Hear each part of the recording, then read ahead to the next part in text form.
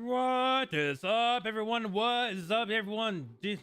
JV, your captain here, is at the helm, getting ready in 3, 2, 1. Hi, how you doing? No, that's not my usual mistake. Howdy, everyone.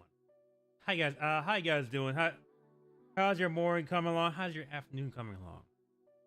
Mine is kind of going okay. Um, just this morning went to went to a locksmith. Found out they're not open at the moment. But I was able to set a schedule with them, and I'll be able to get with them later. It's just so I can get a certain thing ready for, just for my glove compartment. I mean, my ship has a bit of a glove compartment, but it's the glove part was not even working. It's basically just hanging out floor, hanging floor and everything else.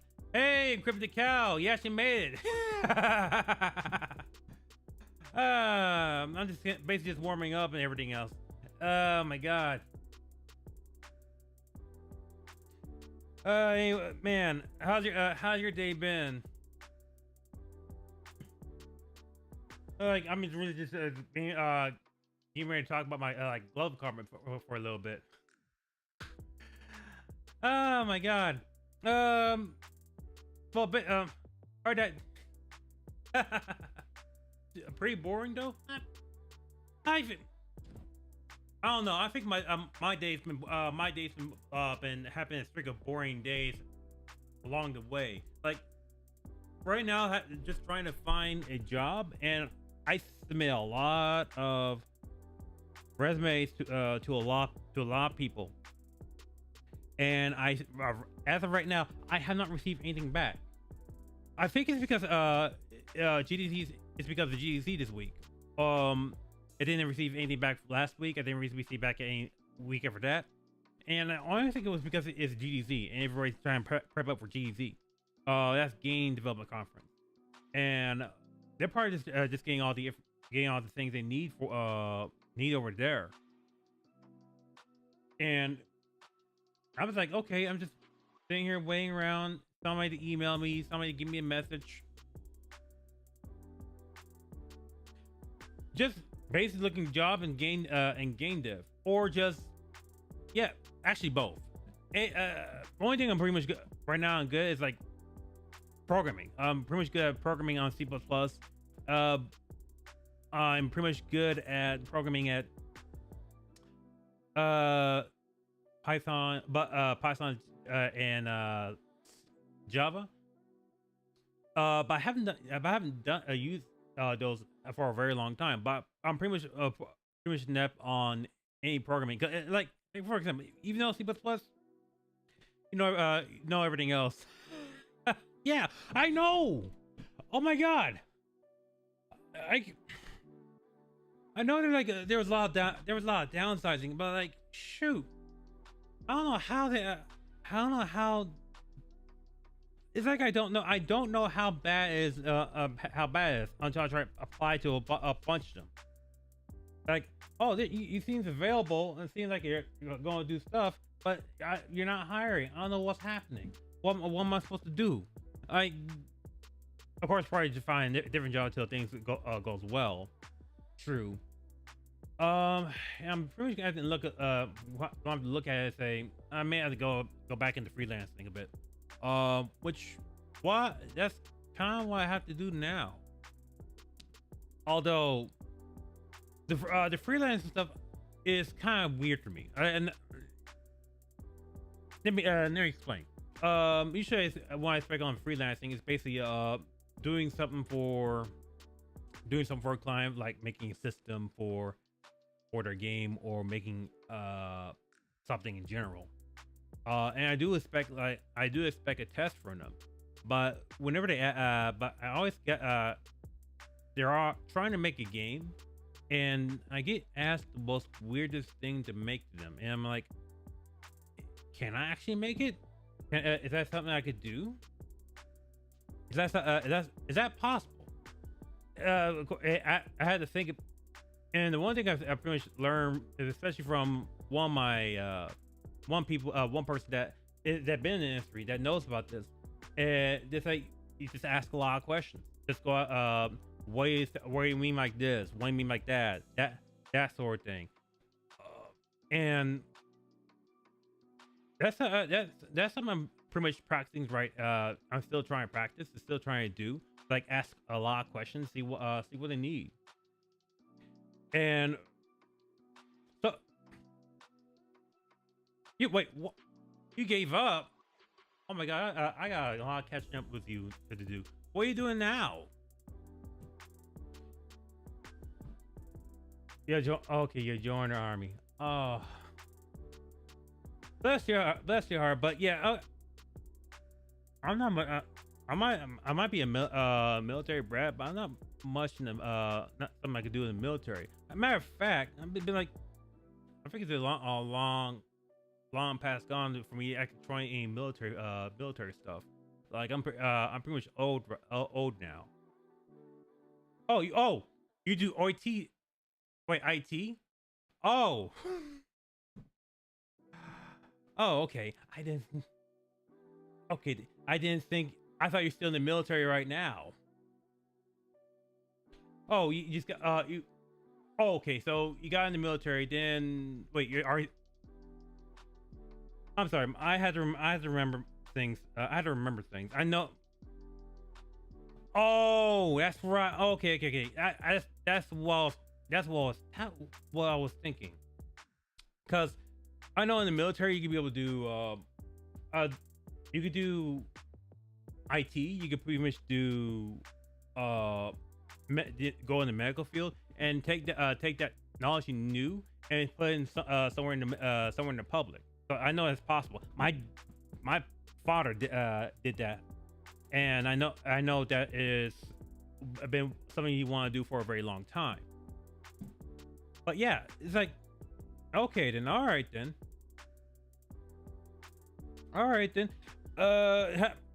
It's how's military life and how's the IT treating y'all? It's like difficult. It's hard.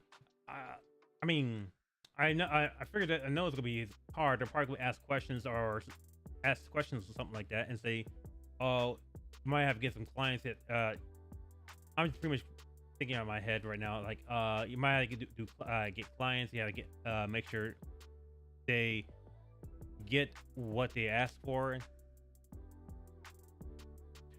Okay. Sorry, I have to kill you. Oh, okay. All right then. I get that. I see. CIA agent. All right. I won't say. All right. I won't step my boundary.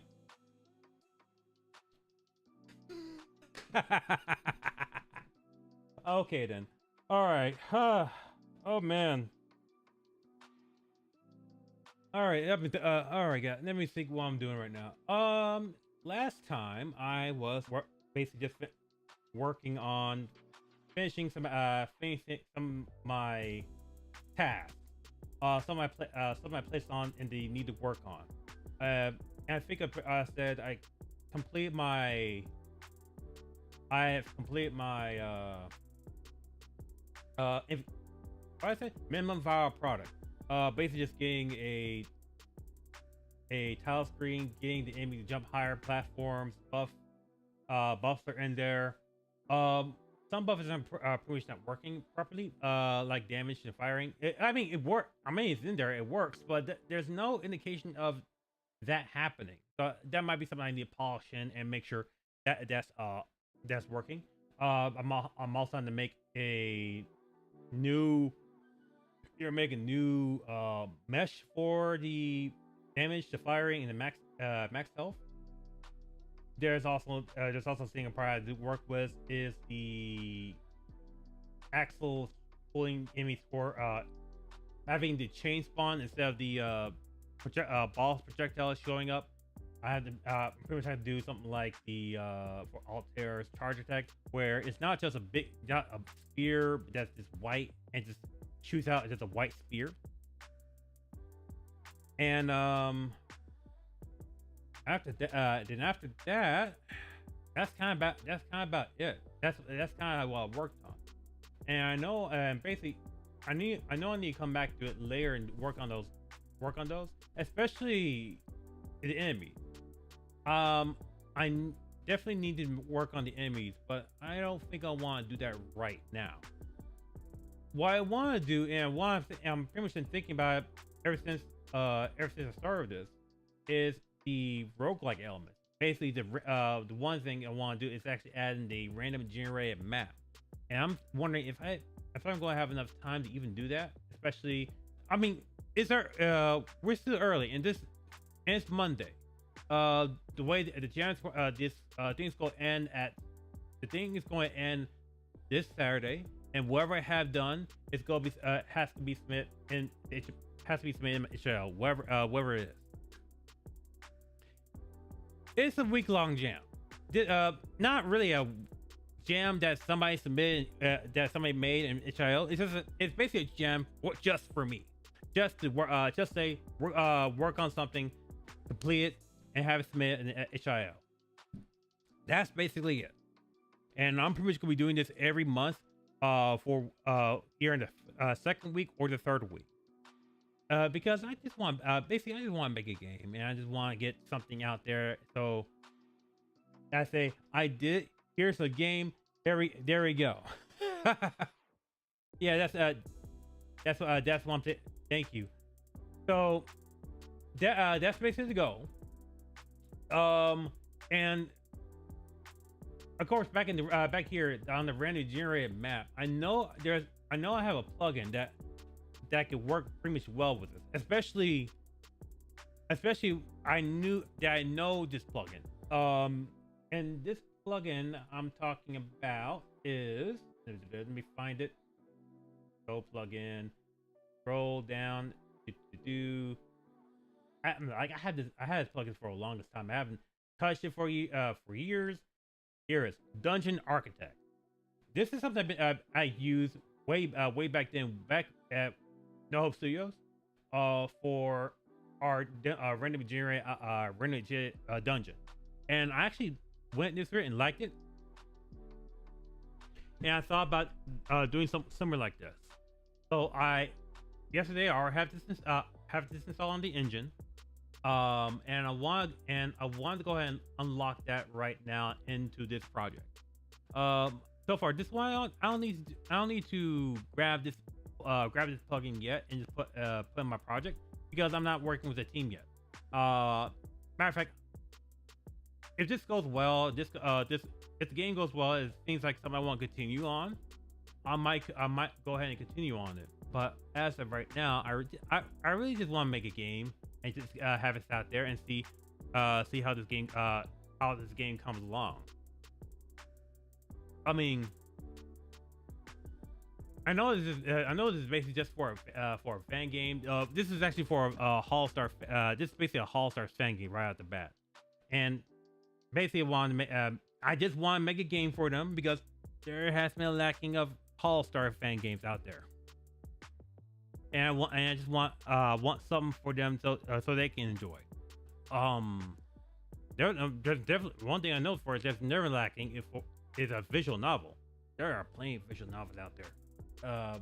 But I'm not interested in the visual novel. I'm interested in actually making games. So back to here. Basically using Dungeon Architect to produce this level generator, and I know for a fact what I need to do with it is I need to make small sub levels, levels that can attach to each other when it gets generated, and these levels are going to unlock once the enemies are taken care of. So there are that's probably and that's their snap system. They have different systems, like a grid system. I think I need to look back up. I need to look this back up. Hold on a second. I don't want to say stuff that I don't mean to say. Here we go. That's not that works. Just watch the video. Okay. Documentation. Here we go. well, for Unreal Engine, they have like different sets, like grid flow builder, the snap flow builder. For the grid flow, it's like something like this. Like it generate floors, and these floors will make certain patterns. Make certain areas, like this area is the where you fight the boss. This area is where you find shop. This area where the enemies respawn. That sort of thing. But I'm not really interested in that. I think I want to go back to what I've been doing back then, is using a snap flow builder, and just finish work with that. They also have another setup called the Snap Grid Flow Builder. I think that that's something completely new. And FPS, CBS, first person shooter, third person shooter with multiple floors. What the heck? Side scrollers. I would like to play around with this later on in the future, but I don't know if I have time. And here's this. Do you know PCG? That's Epic's procedural generated something. I forgot what it's called. Hold on a second. I'm not that smart. Unreal Engine PCG. It's called procedural content generation, and there's a video about it that actually shows it very well. Like, let me see, which one's? It has to be from Epic. Of course not. Of course that has to be from Epic, because they're the one to make Unreal Engine PCG. I'm not looking for tutorials. I'm not looking for. I know you made it. I know you showed it before. Where is it? That one. That's not it. Like for example, this if you've seen like the Electric Dreams from Epic Games, they have this all this in the world is procedurally generated. You basically just make assets. You build things in it. You connect things to it, and that's it. That's basically the gist of it. I want to try something similar with it, and of course, I have no idea what I could possibly do with it at the moment. But I know that if I think about it and try it, I generally think I could probably make happen with the PVG. But that's not here and there. I don't want to use the PVG with limited knowledge. All I want to try to do is actually go for the grid flow builder. And no, not grid flow builder. Snap flow builder. Because that's something I'm pretty much familiar with. Something I can make happen pretty soon. So I'm going to try out go with the roguelike with the random generated map. I also need to do something with a money. I say money system, but I think more of a random generated shop. If I can even rephrase that. Shop system. And because I had a certain idea, like a certain character in Hololive production that I think would work well, especially with the Hall Stars. She has been in with them with a certain group for a while. So not as a group, but I usually just I know. They've been with this group for a while, and I know for a damn fact that I think it'll be fun if she was maybe a shopkeeper or something like that. And it'll be something insane. Shops. All right, got that taken care of. Oh, you know what? If after taking generated map, I want to add in.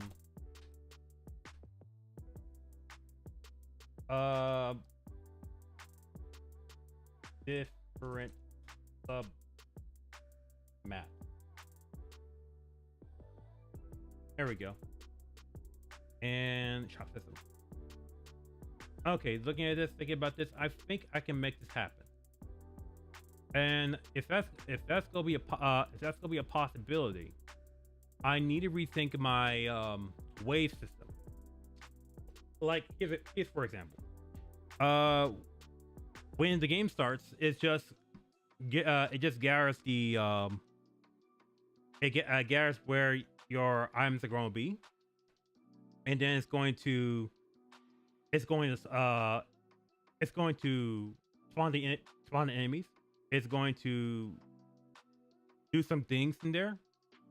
And I say some things because I'm just saying some things and trying to say these words out because I can't think because I can't think at the moment.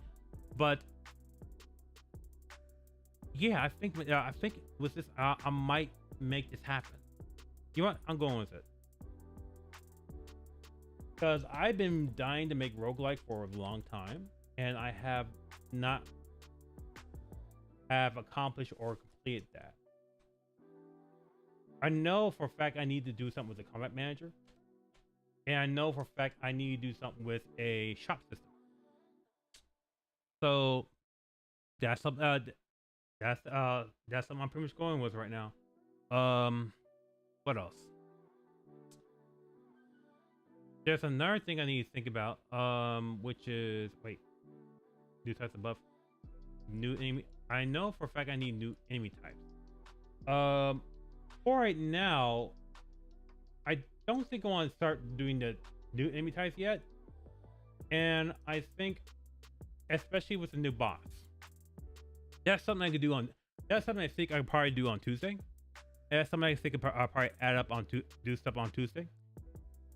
And I think doing just these two, especially with the shop system and new types of buffs, I think it'd be a lot more better, a lot more beneficial. Because I want to try get assets done and modeling done all on Wednesday. And with that happening. With all those things happening, all that needed done, I think I could be able to make the game look better on Wednesday, Thursday, Friday, and then fully released on Saturday. And the reason why I'm pretty much because basically I'm going to program all these features within Monday and Tuesday. As I finish up on Tuesday, so I can focus on doing level design, focus on asset creation, and focus on creating dungeons, creating dungeon path, for those days. And if I get all that done and get all of it polished and feeling good, having the game feeling good at that time, I should have enough time on. I should have enough time on set. I have enough time on Wednesday, Thursday, Friday just to do assets, just to polish things, just to make things, make the characters and the gameplay and all that kind of stuff looking good, feeling good, and basically just coming out really awesome. So yeah, that's basically it. That's basically the plan. That's basically what I'm gonna do. Also, going back to like you said, the procedure generations tool is insane. I know. I want to learn PC so badly. I really want to try to get my hands on it later on. But right now, like I'm just basically just trying to get one thing here and one thing there and one thing. Just trying to make sure that whatever I'm getting is actually it's gonna actually come out expecting what I want to get. So. Yeah, I'm just really holding on and just hammer it down. Just hammer this thing down before anything else. So let's enough chop talk. Let's go ahead and try to do the roguelike elements. Starting with pushing in the plugin. And all I need to do is actually go into the dungeon DU in okay. A-R-C. A-R-C. R-H-I-T. Huh. That's strange. I thought I have this installed already. Installed the engine. Oh. It wasn't installed.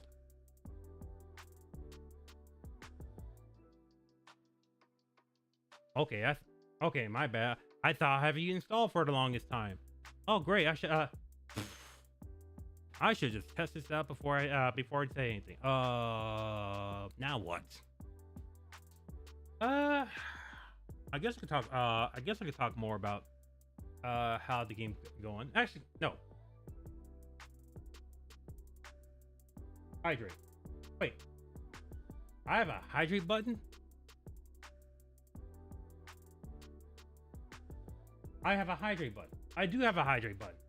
You know what? I don't have water on me. Let me go. Be right back. I'm gonna go hydrate.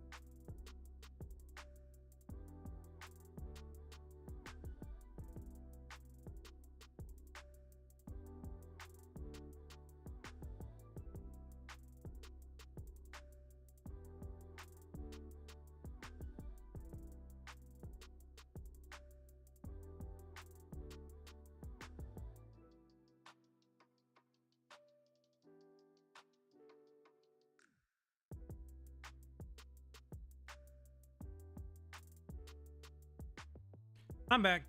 How you guys doing? I'm still shocked I still have a hydrate button. I think past me been trying out things and then think about anything else. You know what kind of sucks? I couldn't find the hold on a second. I didn't see the hydrate thing until I found out that I have like three multi chats. I mean, 2 multi chats and just Twitch. So I didn't know anything about that. Anyways, let's see. I think it's ready. It is. I believe it's ready. All right. Let me go back into plugins. DUN. Okay, it seems like I need to restart. No problem. And we're going to go back up into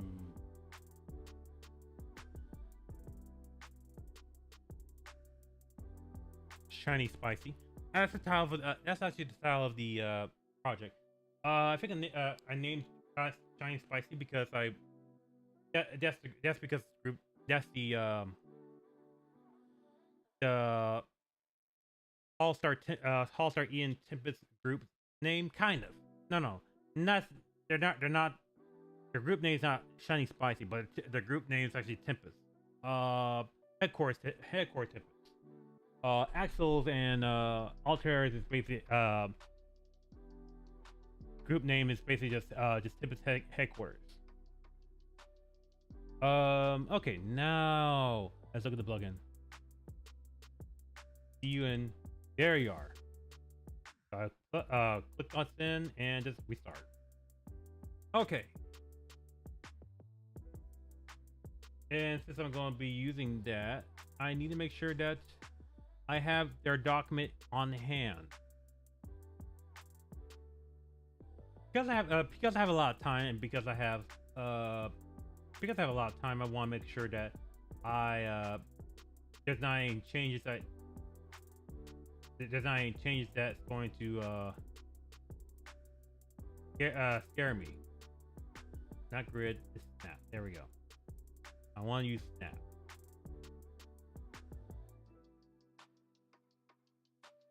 Okay, so let me look here, and let me look at the let me look what they have. Let me see what I can do here. I think it's still the same as before. Click image to play. Okay, let's make a setup.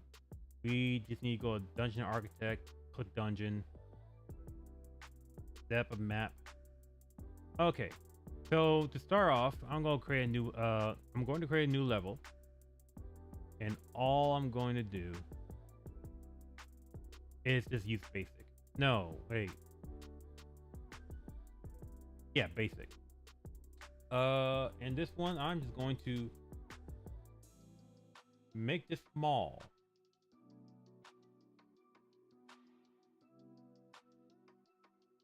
Because if I remember correctly, this is gonna be my base level, my main level for level 1. We'll call this. No, I know I'm basically making a game, but I never actually gave levels a theme or kind of got win the theme. I think the theme for when going in this game jam back when I was in this game jam was chaos. It means like basically just anything that's chaotic, anything that's crazy, that sort of thing. So if I can make something gameplay wise, I make it feel chaotic, or make this game feel chaotic, that would probably be it. So real quick, let me see. Let me actually add in the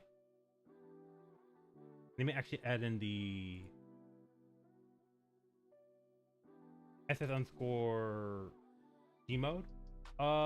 Speaking of G mode, back off stream, I actually create a wave manager. I haven't done anything super special with it, but I figured that I might need this because I want to actually move all the code from the G mode into the wave manager, and have the wave manager be called from there.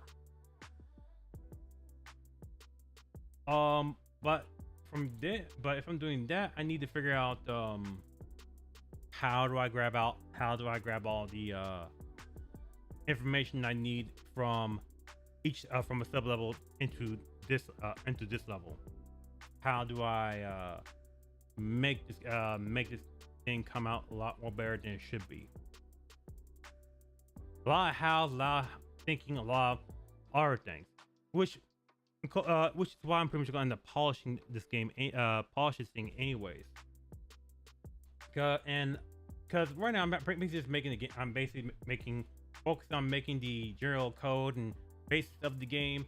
I haven't made the levels yet, but I basically want to try to get something going. Let's see what else. I will also need to make. I think I also need to make a.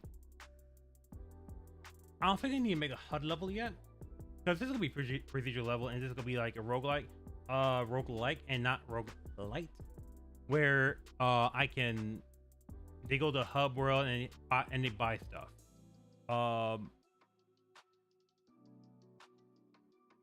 So right now, I think I'm going to I'm going to focus on just not the GD mode, but just something to remind myself to say, let's come back to this later, because I know I need to do some changes here. But let's see. Right now, we just need to have the GZ mode here. We also need this also needs to be named as the main map. So I need to put up a certain code, sub level, and this map. It's not gonna be saved in the sub level. It's gonna be saved layer bit more layer on. But this one is gonna be the main level. I'll call this ML for main level, and make this call this level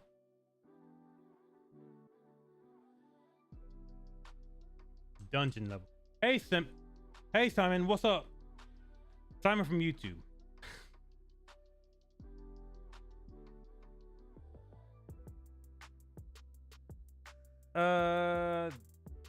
Let's see. Just trying to think about what I want to think about here. You want to just call it main level 1. You tried game dev on UE5, but it crashes every 5 minutes. There's something wrong with the PC. Okay.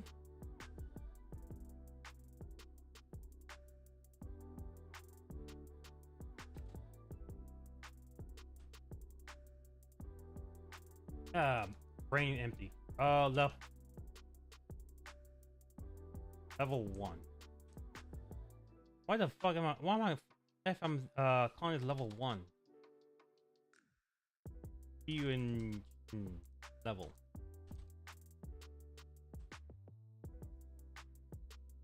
We'll call dungeon map. I'm gonna call it right there. I'll rename this layer. Layer on. Okay. Then after that, let's see. The first step I need to make is a dungeon. So let me go here, then we go down to dungeon and just create a dungeon. If y'all knew, it just came over here. I'm actually using a plugin called Dungeon Architect, and all I'm doing right now is making a I'm basically using the plugin to help make this failed game into something else. Because before, the plan was to make this game a arena shooter, and I decided I want to change something and make it a roguelike RPG. Okay, then select that map builder. This one, you go to here and builder class. What the heck? Oh, this is so cool. How do you? They could just he just built something that's like, here's something you can see and what to say. What is all out? What is all? Okay, snap map. That's what I'm looking for. Next up is, well, we need to fill this layer on. We're gonna need a module database and a dungeon flow graph, but not right now. Let's see. Let me actually make a folder called Dungeon Architect.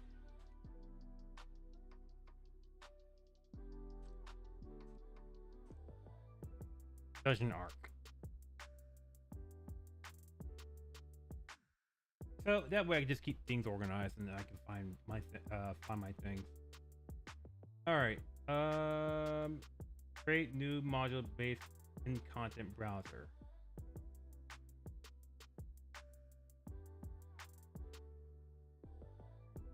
let's see, dungeon architect. We're going to snap map and module database. Let's see, snap map module base. Let's see, module database. We know it's a snap map, so I don't need to name it module database, and I basically we call this new dungeon, because that's why I named my level as just dungeon. I think this does something. It adds some modules. All right then. Double click to open it. This is the editor for the module database. This is where we register our module levels files when we create them. All right, cool. Let me save and just close it. Okay, cool. Next up, design your module. All right, so here's we're going to need to make modules for. Okay. Let me actually organize it a bit. Organize it a little bit better. D-U-N-G-E-N. We'll call this one Dungeon. Move in here. And I'll create maps, sublevels. If I'm going to call the sublevel, this map sublevel needs to go away, because apparently that's not the best place. Not the best place to put them at. Hey, Carlo, what's up? Wait, Carol Riley? You know, I'm gonna call it Carol. How you doing, Carol? From YouTube.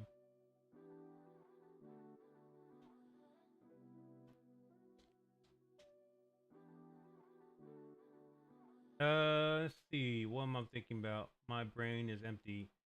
Let's see. If y'all come in, I'm basically just following a instruction on the dungeon architect and see what I need to do. Right click on content browser, create a new level file. Okay. So for the sub level, I just need to create a level. This one's gonna be basically empty. This is I kind of call it room A. Let's actually name it something else.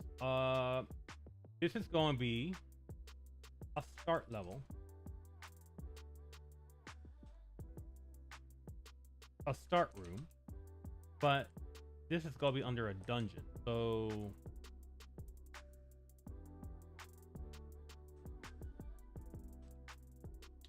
what will be my code word for particular levels?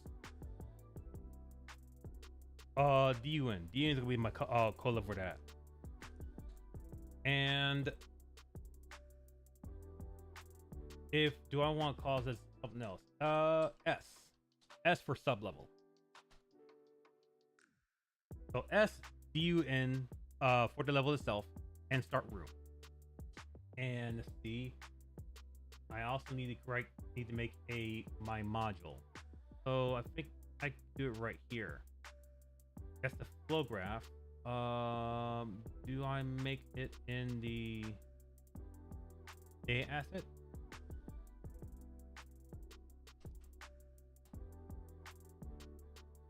Snap map module database. I don't think we make it here. So where does this go to?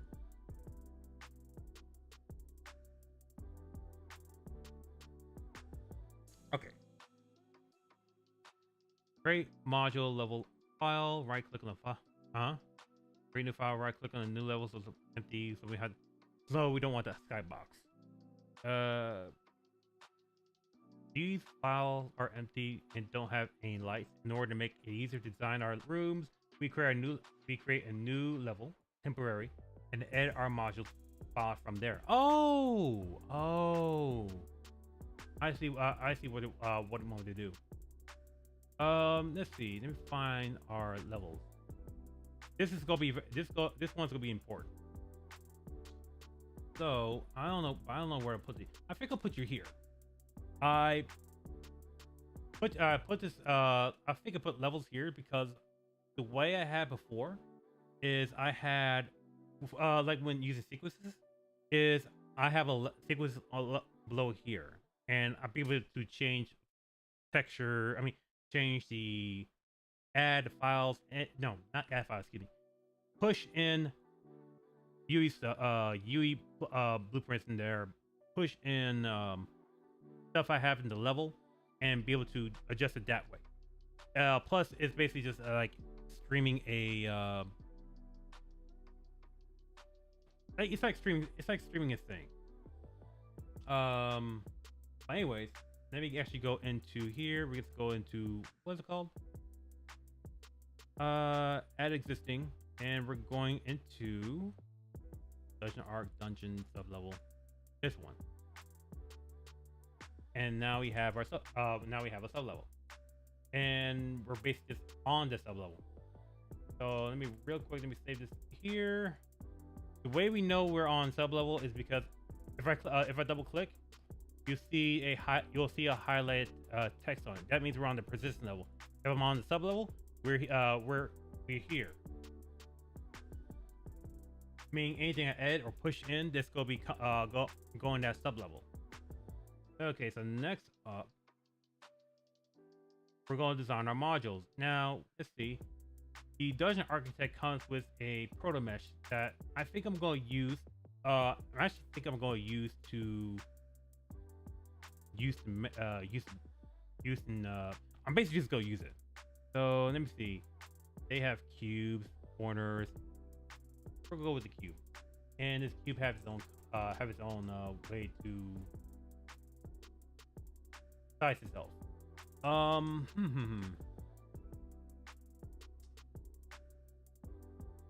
And we're going to snap it. Let's snap it to about 100 by 100, and let's make sure they are zeroed out.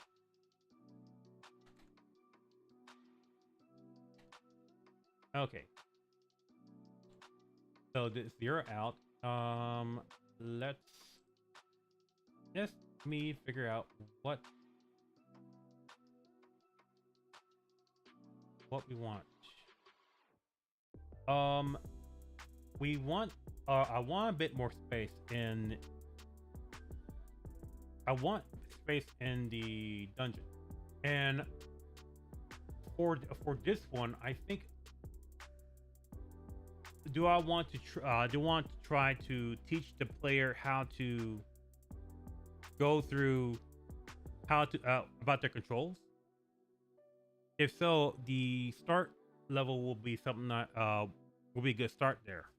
We would, no pun intended. It will probably be a good start. What else? Excuse me.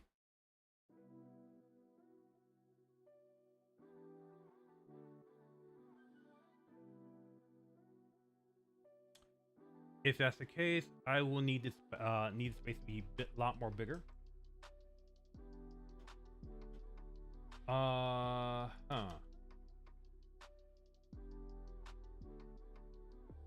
Let's see, maybe about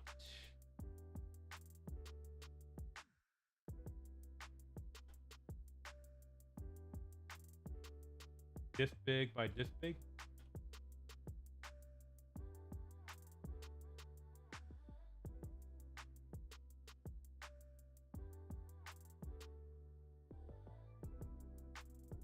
And I need to figure out how they got here, how they got to this dungeon. It's basically I'm trying to figure out a way how I could tell a story, how to basically tell a story within the game without doing too much with it. I could pretty much place them on a bit of a pedestal, saying this is where they start. They could probably be coming from the door. They could probably come from somewhere. I don't know what, but that's how they probably started. I can give them maybe actually put some stairs.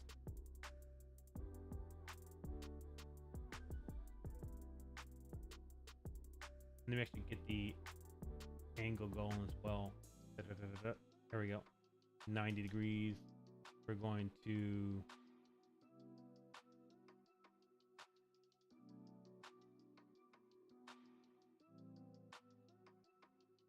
scale up. 1, 2, 3.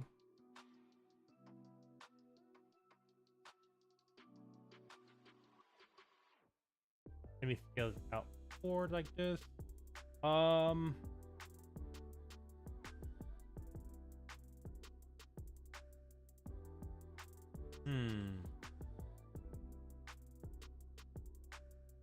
That might be a good. This might be a good spot.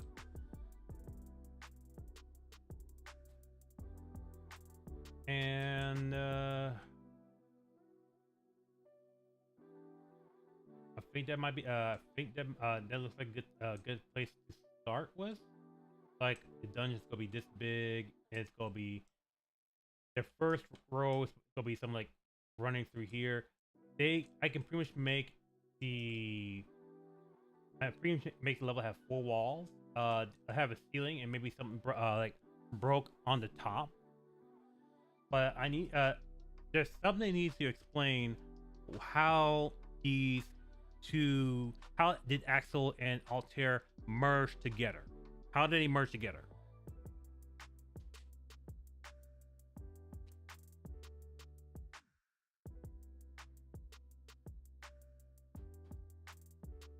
Maybe there was like they fell on some gem that that makes them merge. Like something you see in Dragon Ball Z. Like you know there's two earrings where one person wears the earring on the right lobe, the other one wears it on the left lobe, and if they fly together, they merge, they become this super powerful being. For them, they'll have like they'll basically just have like some. For them, instead of like merging into a one mesh, they just split. They just have a one half is being Axel, or half is being Altair. So I think that's something I can go with. Or they just happen to have like those two earrings, have them wear them together, and now now they're merged to one being. But that is a story I had to figure out later on in the future, because I don't know yet.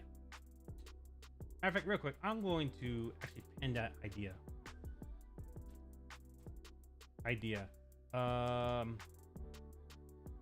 Axel and Altair. Merge, crash into the engine.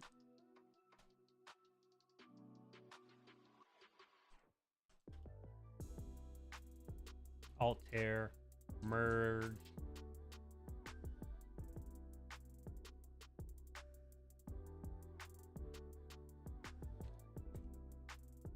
into one.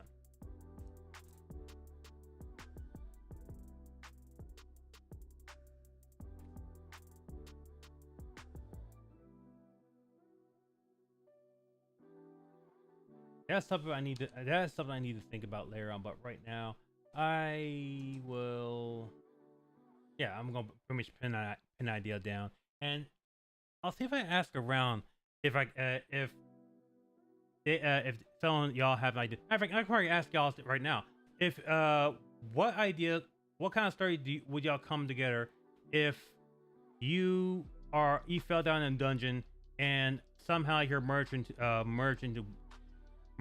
one person. If y'all can help me out, that'll be blessed. But right now, let's keep going here.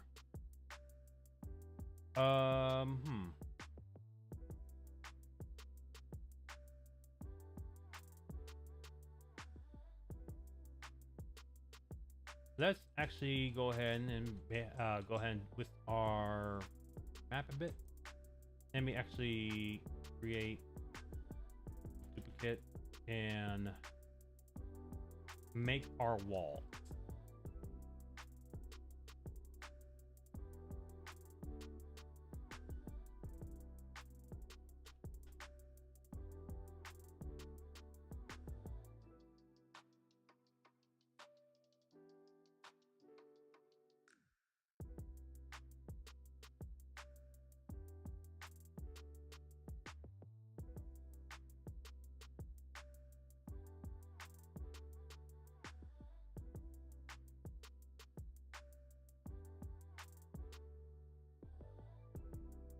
Let's see.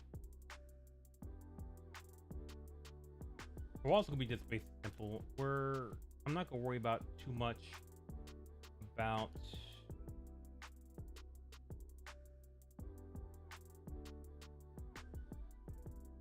how detailed it is or why there's some sea fighting in the wall itself. Ooh, I'm gonna need a door, am I?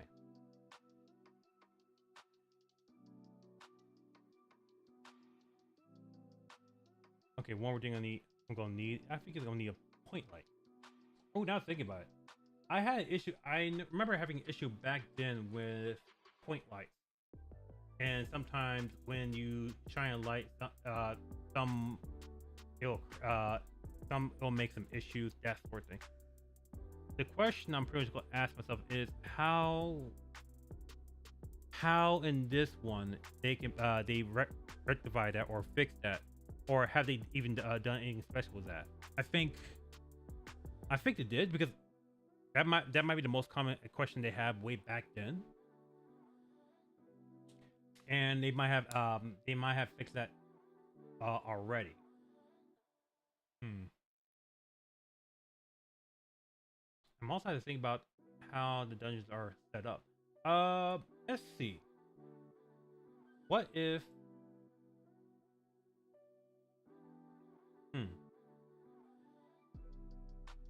Wait. Let me actually do this, because I'm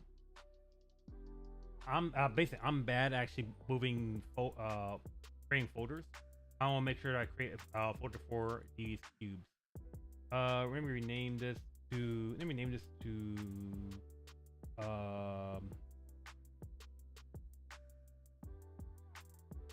floor.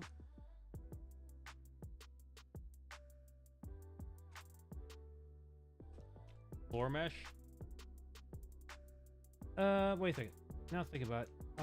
Is each grid, let's see, 34, 40, 100.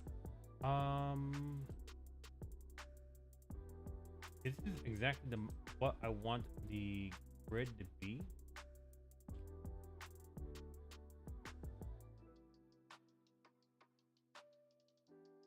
I think for the start level, it could be whatever it could be whatever size it wants to be. But later on, I think I need to, for our levels, I need them to be a bit more on the point. Where 1x1, 2x1, 3x1, 2x2, 3x2, just so things are looking smooth and pretty nice. I don't want to try and make a map and the grid positions are all wrong, and they couldn't make a new room because of that.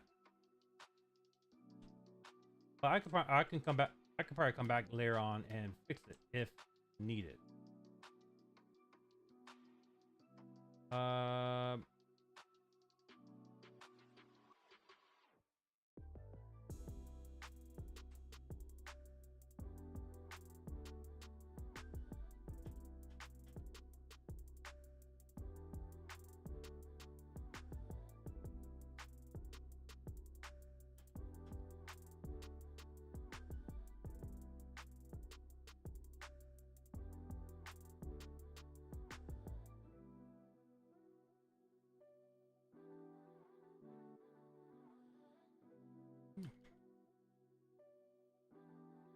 I think the door is going to be by 4 by 4 by 4. 4 by 4 by 1. No, 4 by 1, 2, 5. 4 by 5 by 1.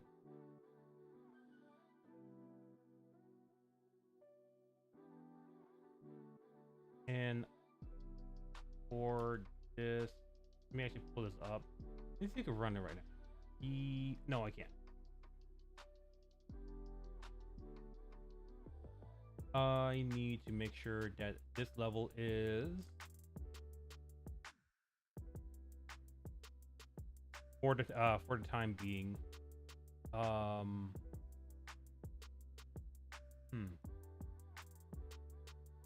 I only open level. This is toggle level lock line scenario. Change floor. I want this to be always loaded for right now. That way I can have this show. I can have this level showed up, and I can move around the. I can basically move around the level. Right now, the level looks pretty nice. It's big space. You can go down. You can go through the door. That sort of thing. That's what I probably want to look at. I'm also looking at this now. I think I'm going to actually go ahead and get rid of the wave icon, but I can pretty much come back to this later.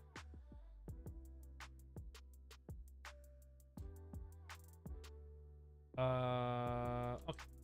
I'm also need to fix the aiming part, especially with Altera's gun. And I think I want to make a tutorial level in the future. That's I think with that. Let's actually make this up and look inside. It is dark as hell. And let's actually put in light. Wait, ooh. Instead of floor mesh, let's call this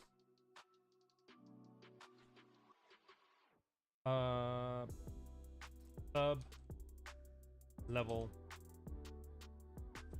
mesh. And for the next one, next folder, we're gonna call this sub level light. This is where we can put our lights in here. Have a point light. It's gonna look like this. And this is actually using lumen, I believe. Let me scale the radius. Oh, now I'm thinking about it. I remember having an issue about this as well, especially when it comes to lighting. Like, if I scale the sublighting out, and let's say I have something like, for example, what's it called? Bound. Level bound. I just create one, and okay. So looking at this and looking at the light, it seems to me that the level balance is not the lighting is not going to affect the level bound. All right, encrypted cow. Yeah. I'll see you later. I'll still be here till like till 10. So yeah. All right. So good on me and good idea for me to. Blah. Good idea. It's a very good idea. I'm thinking about this right now.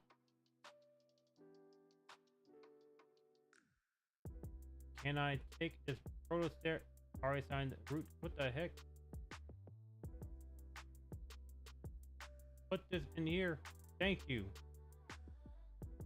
And the point light, I need to put this in the sub level light. There we go. Save. So I think good there. Let me get rid of the low bounds, because level bounds is just there to make sure that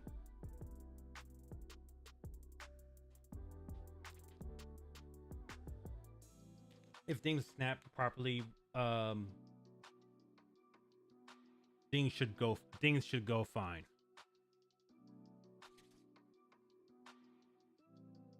Let's see. Let's see.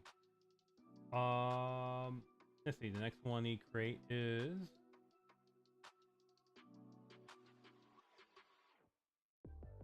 another sub level. I'm gonna call this next one and duplicate this next one a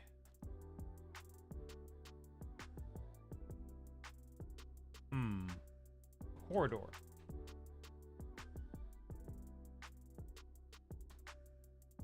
That's basically just a long piece of a long corridor to go to one point to another.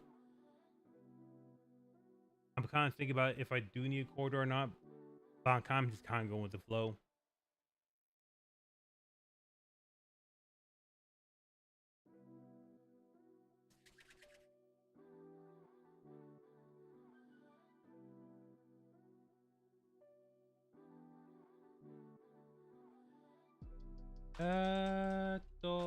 Money. Okay. Let me actually hide this, and let me actually go with bring a next one. Actually, loading another existing one called the corridor, and it basically looks like this. It's just kind of the same, but instead I'm just gonna delete some spots here and actually scale this down a bit more better. So the corridor is gonna be about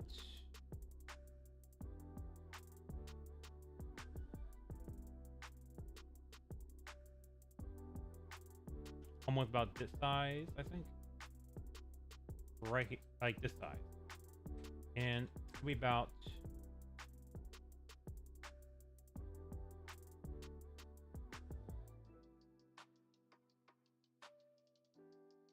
three by one.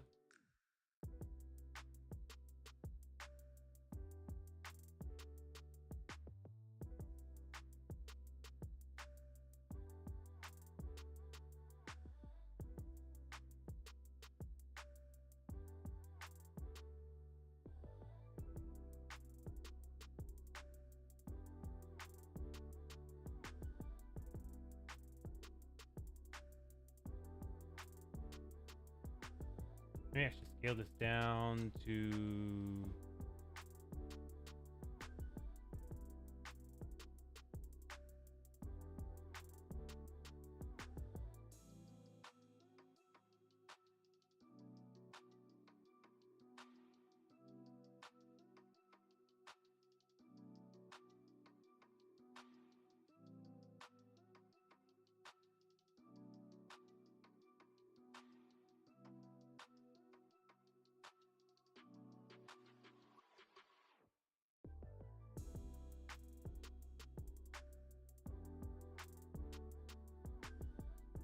let's see. Do I want to scale the map like this? I think I do. I want to surprise myself and see what I can come up, what kind of cool level I can come up with. Like, I want the corridor to be a bit more higher than. I want the corridor to be high. I want to know what can I come up with this corridor. Okay.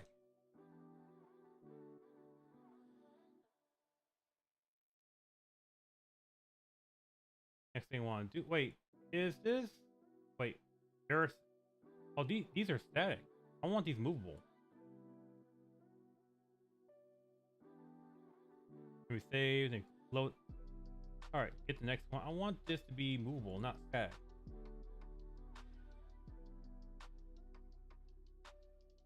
Wait, if they're static, does that change? Does that change everything? I want to make sure this is in the right area. Line scenario, remove selected. We're already make current. All right, cool. If I did this and I'm holding on that, would this move? Like, yeah. Okay.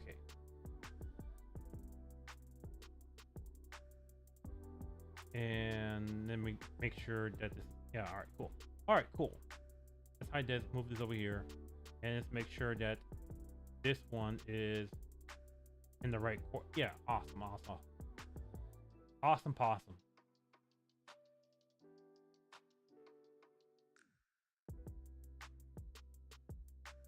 I'll go leave these lying like these for right now because that's gonna be something I need to polish later on.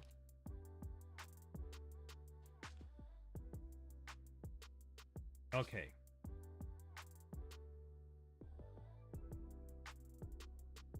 All right. I think I'll make a couple more. I'm thinking I'll go create one that's 3x3 because room needs to have a bit more space and be able to have a bit more of verticality because I have the levels set up in a certain way that I want to be able to set them up this way, that way, whatever way I want. I also think I need to watch out about these type of verticalities because I know for a fact it could go weird. I think they can go very weird at one point. Like I know my friend had issues, especially when it came to building a level that will in the way he wanted to, and it's kind of trying to fight with the engine to do exactly what he wanted to go with, and I have to be careful about that. Ooh. What if I want to go upstairs? That'd be something I can work with. Let's duplicate this, and we're gonna make this floor. Called floor, FOR, floor. And I think I call this 3x3. I think I'm allowed to call it 3x3. 3x3. All right, cool. Save. Go levels. Go into add existing. Call it 3x3, and we're gonna hide this. We're gonna focus on this, and we're just gonna make a 3x3 floor. So real quick, let me actually pull this to the grid. Make it grid snapping, and then 1, 2, 3. So we have a 3x3 grid. Okay.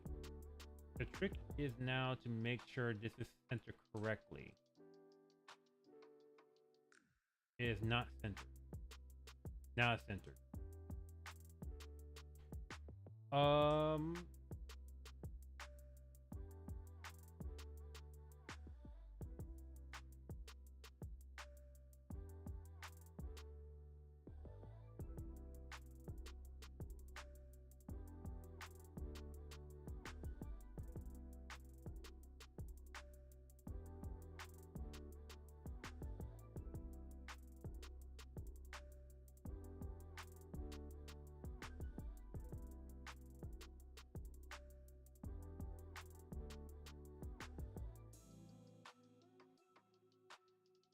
Let's see.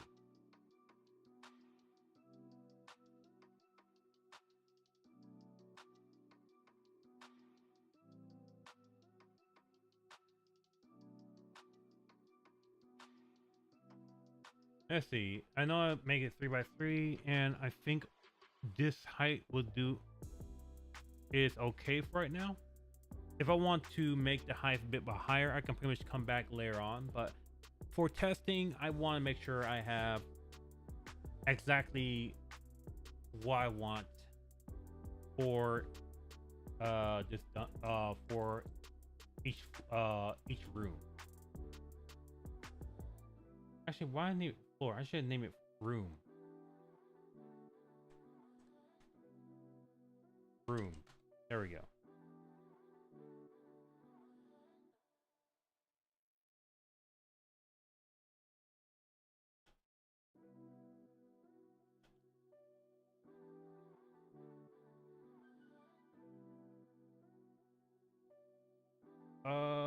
Let's see.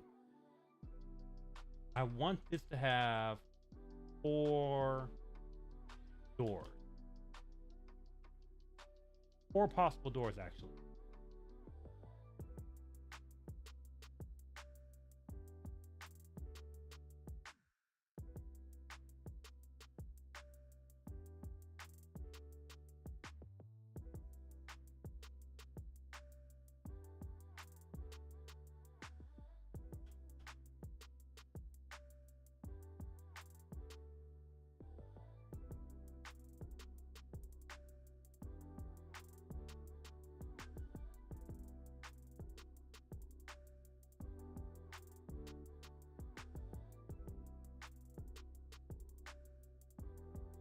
Two side here, two side here, and I think it's 5 up. 1, 2, 3, 4, 5.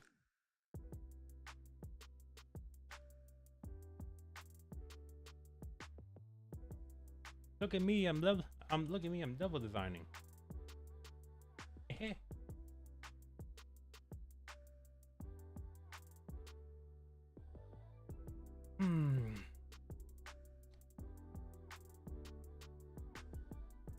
I think way back I wanted to do some level designing back then. I wasn't sure if I would be cut out for it or anything like that. I didn't think about, but then again, I think no, way back then I want to do characters. I want to model characters. I want to do cool character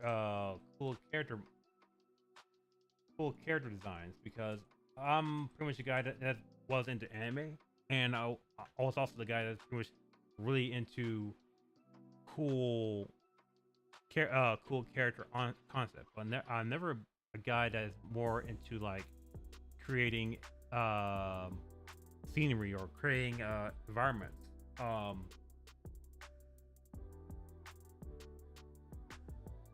Looking back now, I feel like I could have tried making some levels, but or make some map. Hey, matter of fact, way back, not thinking about it now.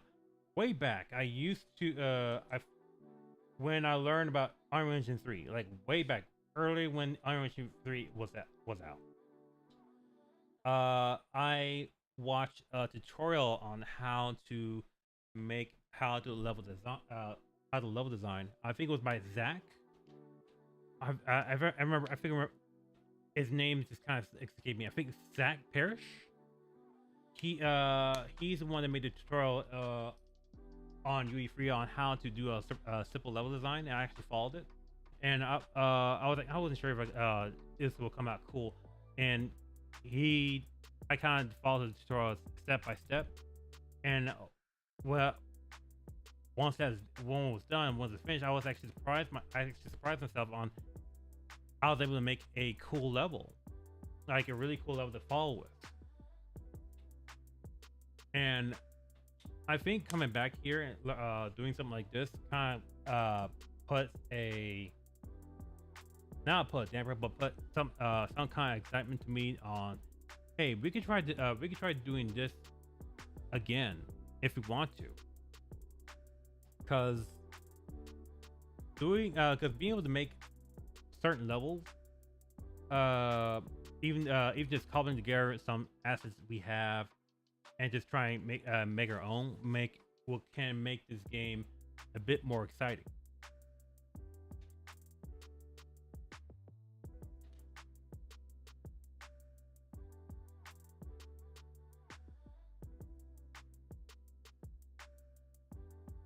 I don't know.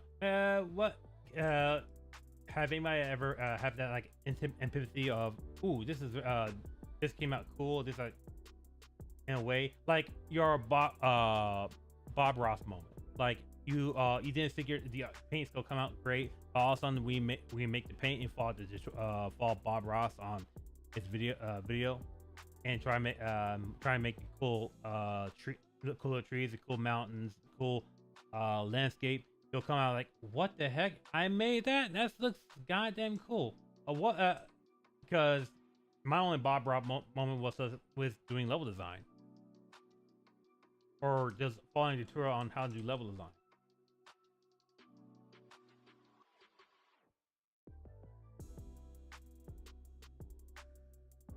Okay, and let's see. I think I got the room set up the way we want it. Let's actually go make another room. I want to make this one 5x5, and okay, one 3x3 and one 5x5, and I need one room that is going to be the shop. Okay, one room is going to be the shop, and the other room that's going to be maybe a treasure. That's something. That's something I probably work on later on. Maybe make a treasure shop somewhere, but I don't think that's something I'll do right now. I will have something made later on. Let's see. Let's start with.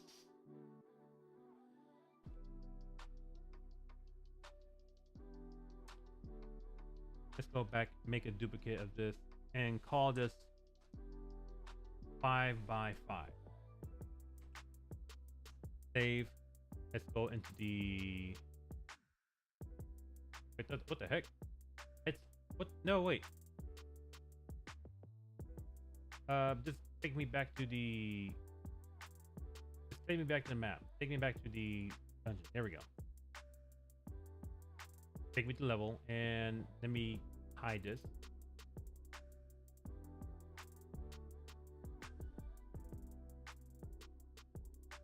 Let me add existing one. Let me add 5x5, and let's make this room 5x5.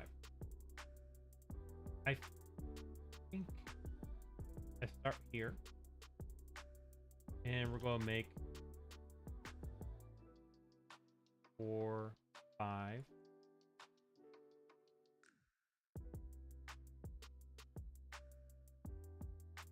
4, 5. Let's go ahead and center this grid now. This should be 5x5 right here.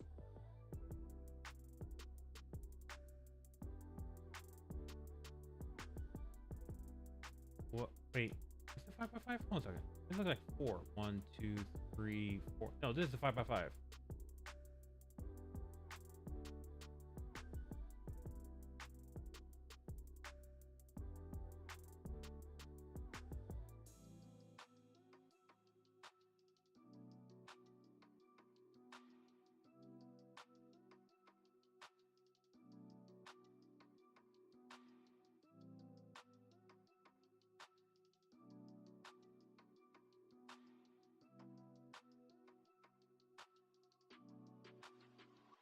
Okay, not exactly 5x5, but it's actually 5x5 here. Nope, wrong one. There we go. There we go.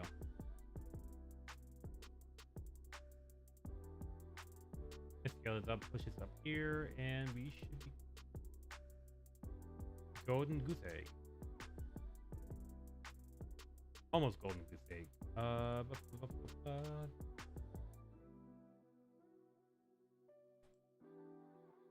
Let's center you here. And I think this might be the right size, right position. To a little bit to the left. There we go.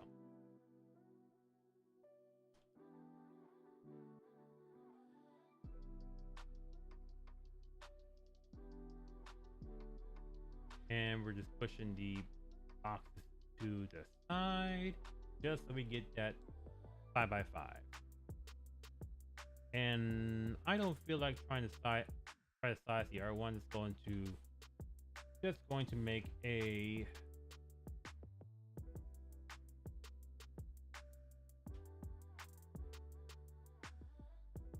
just a simple grid like this.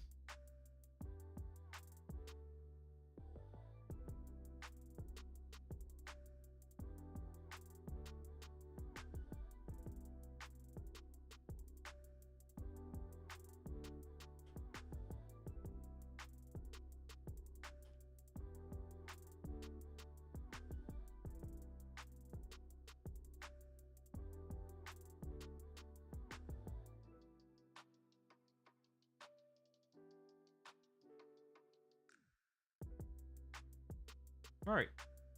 Basically, that's simple. But the lighting is kind of sucks. Let me move this. Let me move the light around so we actually see what's going on. Right now, these lines are gonna be temporary. They're not gonna be. They're not gonna be part of it, but in the case they might be part of it.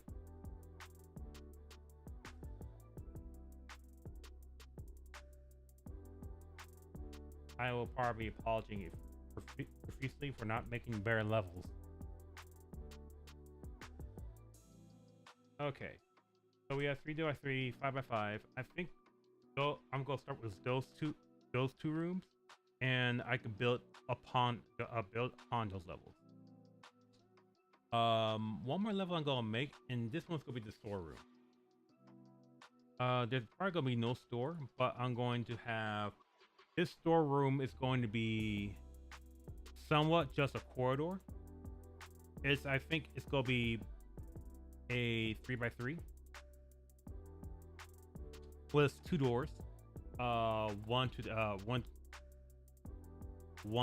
from the entrance, the other one's gonna be the exit.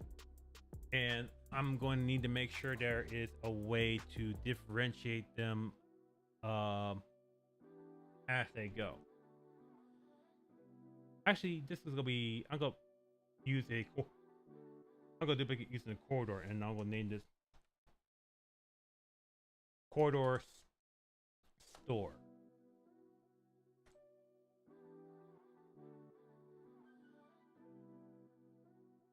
Let me add existing called corridor store.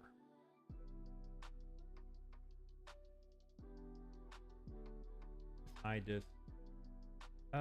And this one I'm going to expand this out a bit more. Because I think 3x3 is a bit too small. Let's make this about 5x5.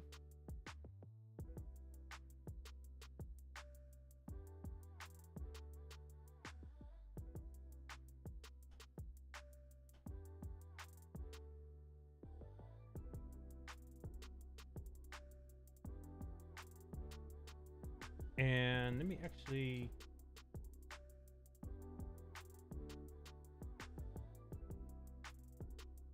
pull these out into 3x3.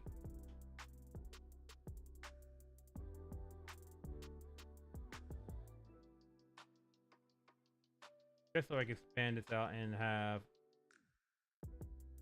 feel like there's like a bit of room of moving around.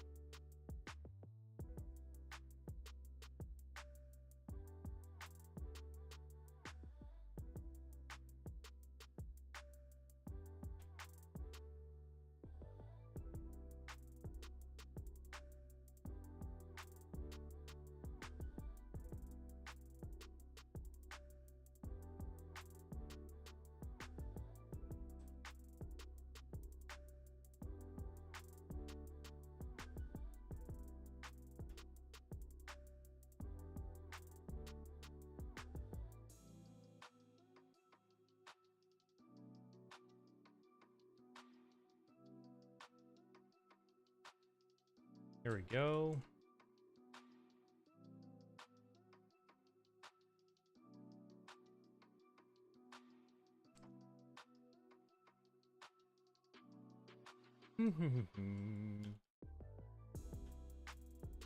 No thinking, just playing them around.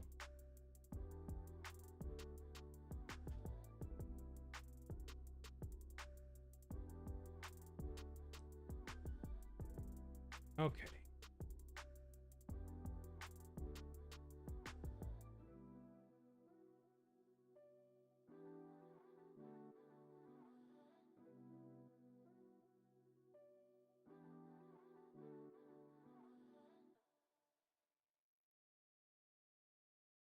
One, two, three.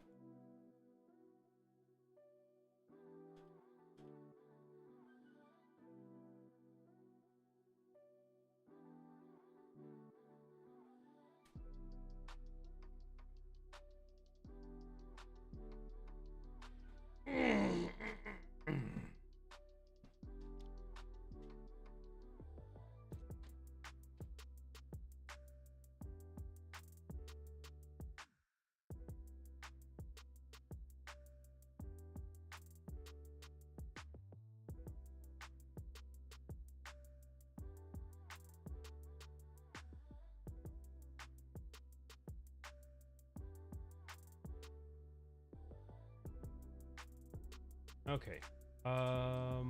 Where's the light here? Here we go.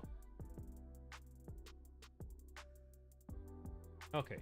For this, I need another cube. And this one, I need to make sure that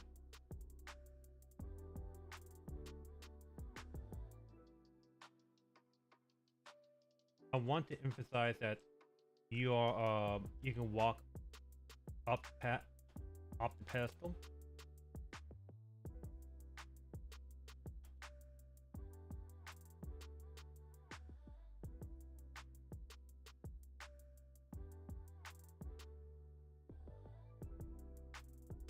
Of where you could do a shop.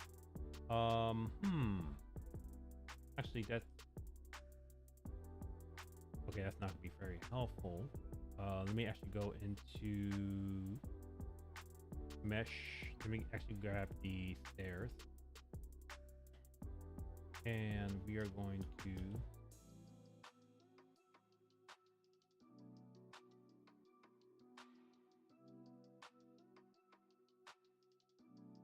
I think scale it by 2 by 2.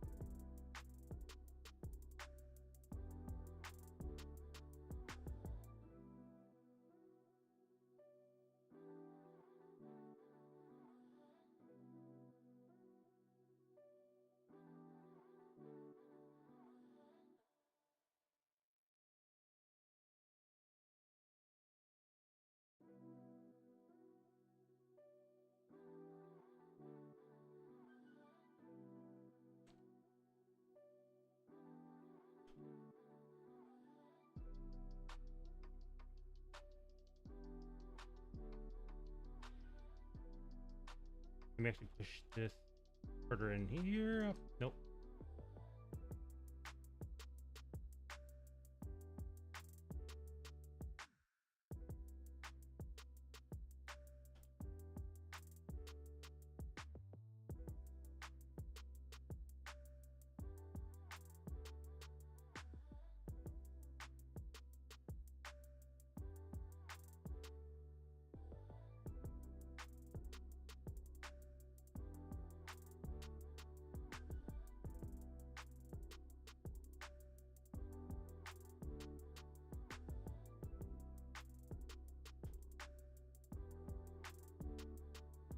There we go. Bam, bam. Bam, bam. Right. Pull that one here. Push this out a bit more. Push this up. The stairs is actually 3 by 3, but it's not like it's not that not like terrible.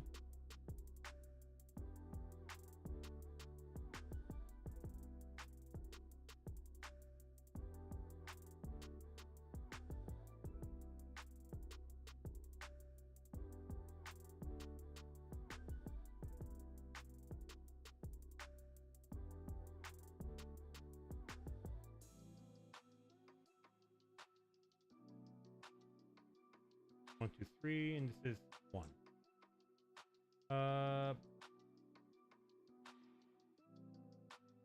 Let's move all of it by 1.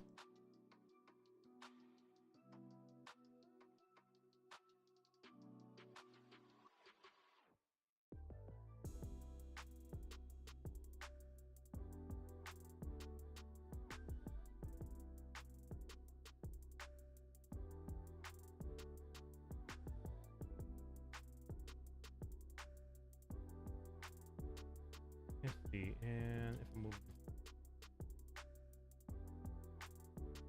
this out, this should be fine. All right.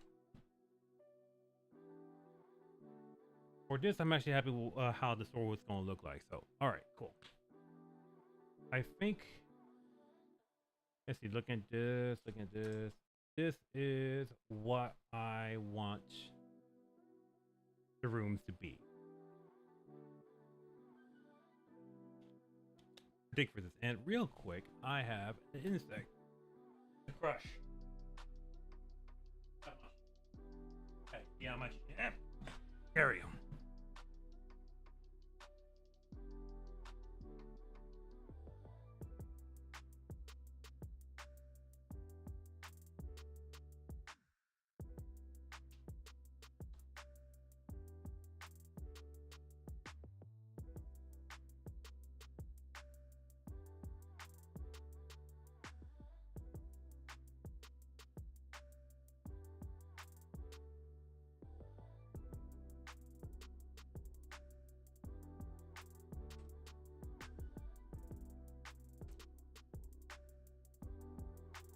Okay. I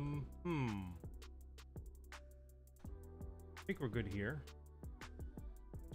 One more I need to do. I think I want to need to make a boss room.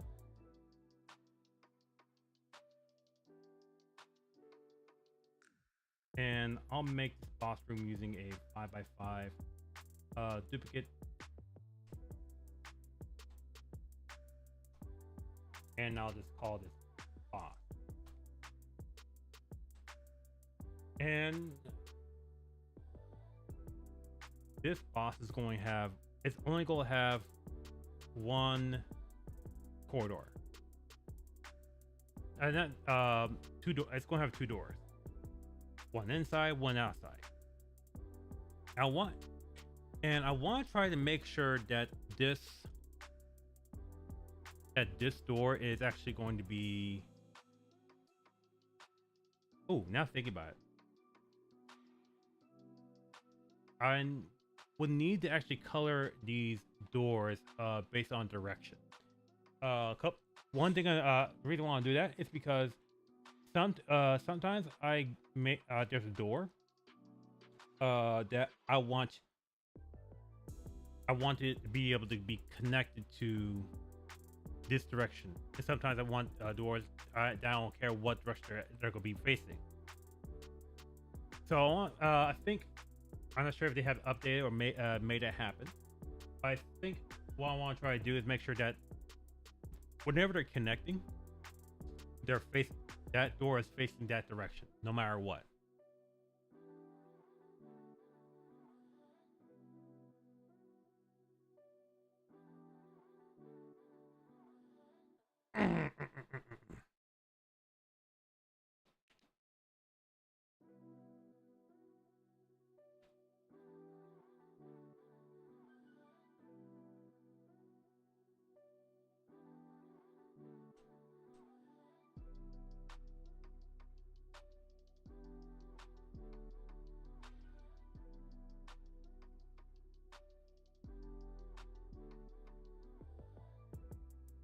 Save that. Let me just go ahead and make a new existing.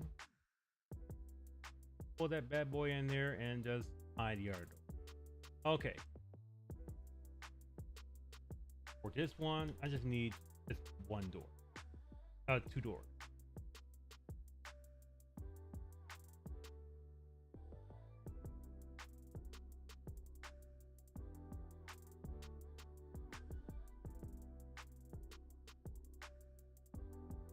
And for this side, I need to put them in different colors. Solid G1. Wait. Material, solid G1. And then just drag it and paste. Oh. That's what they mean by solid G1. Can I get a grid one? C1.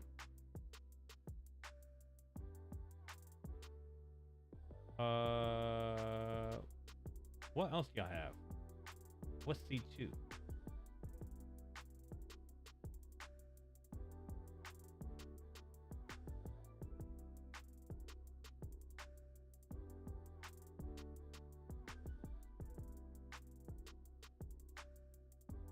Yeah, okay, I'll go with that one. Red.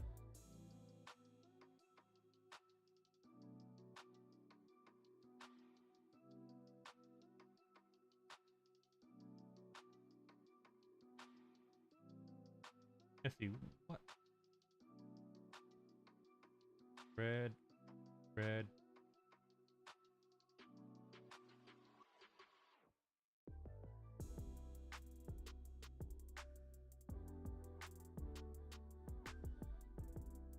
Also red. Okay. And that's kind of basically it.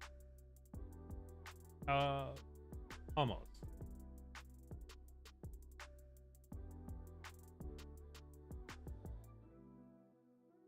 Okay, now that's basically it. Save and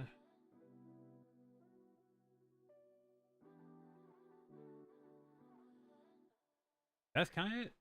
All right. All right, I have my levels. Okay. I say it's it, but there's one more. This is something that got me. This is not got me real quick. Duplicate. We're gonna create the start room. We're gonna make this the end room.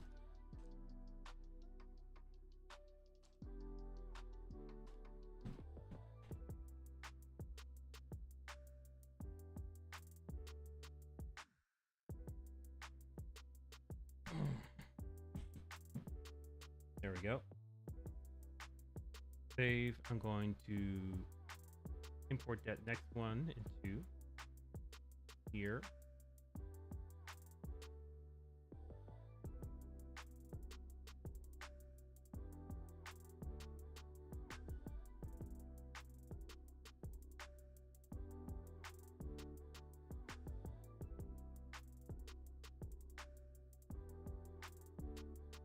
And I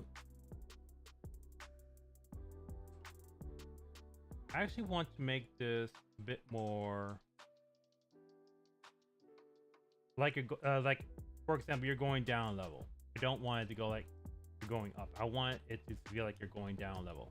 So what I'm going to do, I'm going to take this. I'm going to put this here. It should be exactly the right place. I'm going to take this,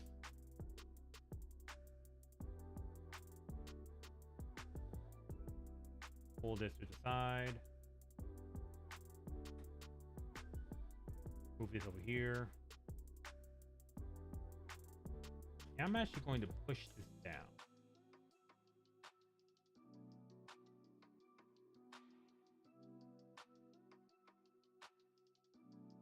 I'm going to flip this stairs.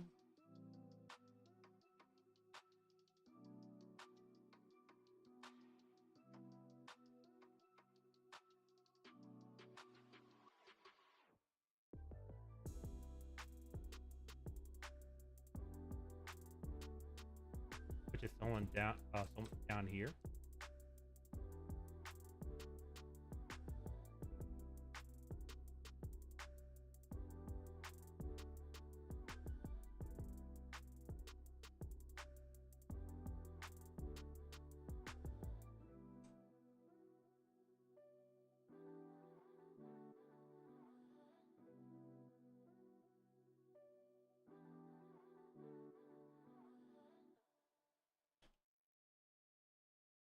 Grab this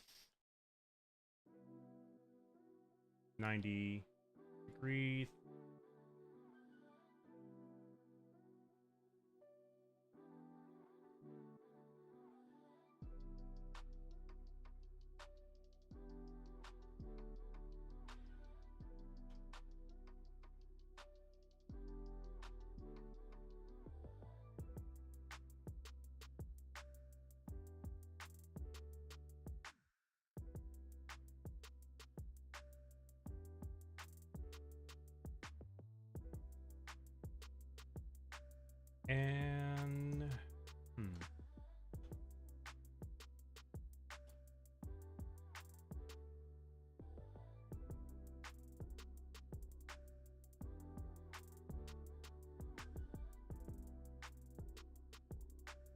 Uh-oh. It's not in the right angle. There we go. There we go.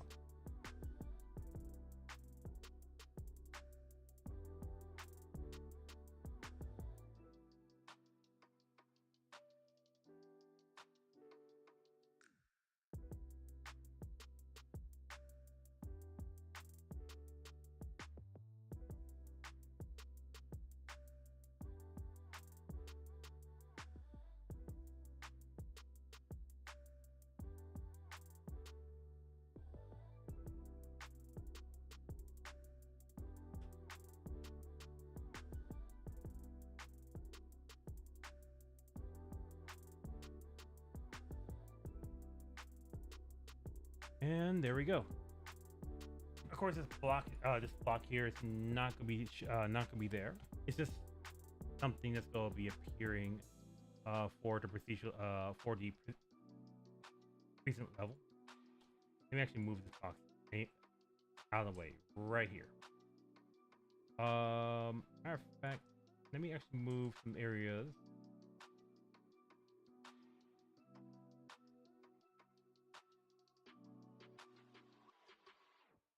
Out so we know this is for persistent level, and anything over here is for the test level.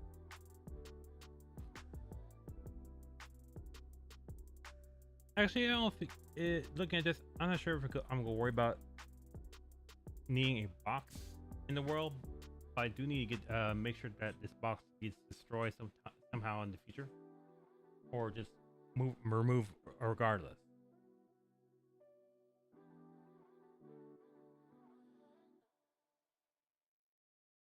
I think I have everything I need for right now. Let's all right.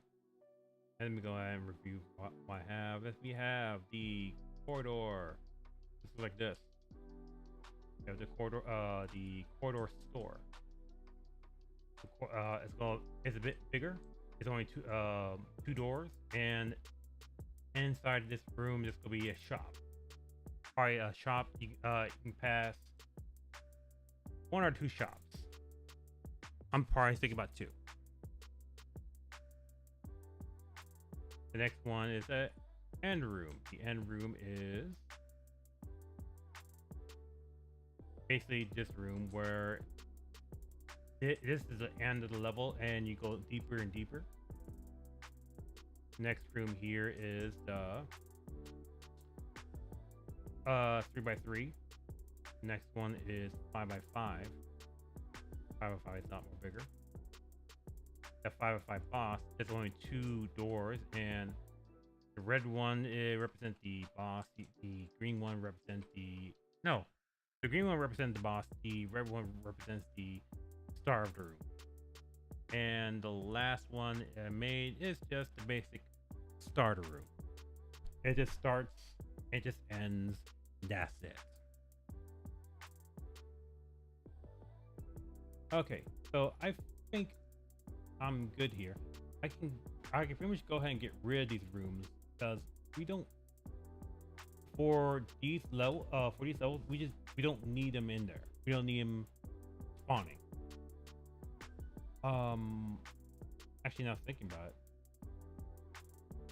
let me actually remove this. I think save aborted. Level must be made visible. Oh, okay. And if we can just go ahead and just not deselect actors, but remove selected. Yeah, that'll be fine. Save, and I think we're good there.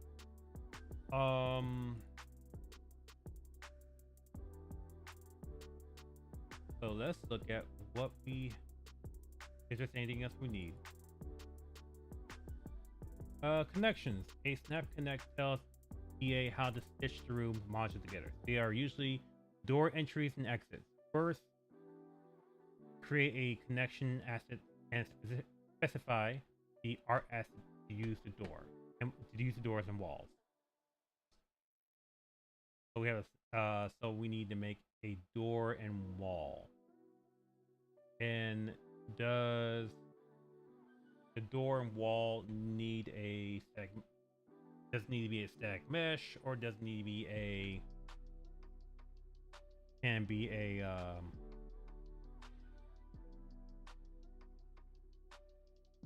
I think it has to be a blueprint. Your wall mesh thickness should be the same as the wall mesh. Your wall mesh thickness should be the same as the wall thickness you use while designing the module. We use thickness of 100 and above in the above sample. Okay.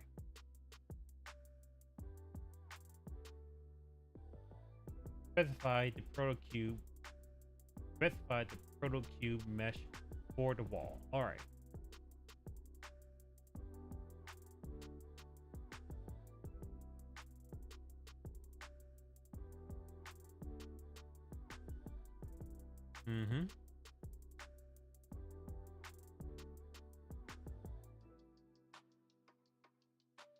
It's good practice design with the snap saying enable. All right.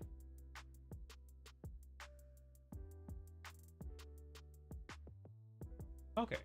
So remember those levels I took out?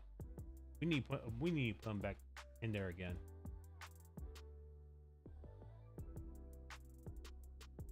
Let's start with the start room. Let's see. Let's make a folder. We'll call these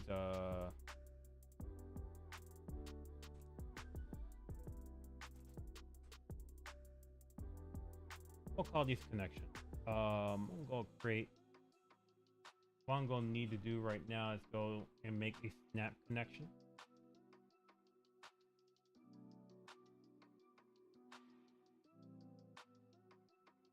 I'll call this SEI. We'll be under DUN. And this is door. Actually, we'll call this SCI snap connection information, and this will be called a door. All right. Okay, this is new. Is this the right one? There's an architect snap connection theme.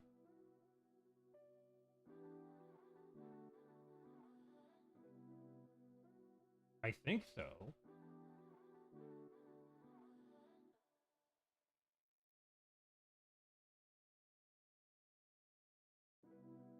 My locked door, wall, one way. What is this?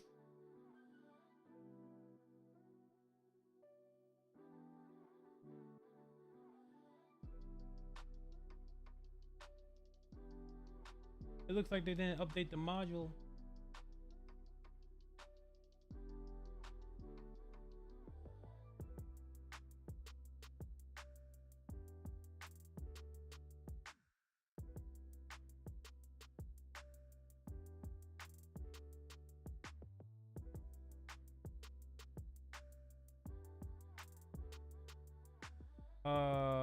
Okay. Add blueprint node. Is this right? What else is there? Add comment node. Comment node. What else is there? Wait. Add point particle comment mesh node. All right, one's a blueprint, one's not a blueprint. Okay, I'll figure this out. We'll figure all this out. Let's actually, because I've been meaning to make a door anyways. Does this door needs to be any specific? I guess I can make it as actor. Actor EP underscore dungeon door.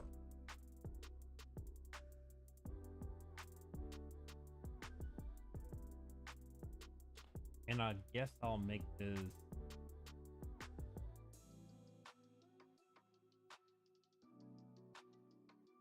a stack mesh, like at least right now.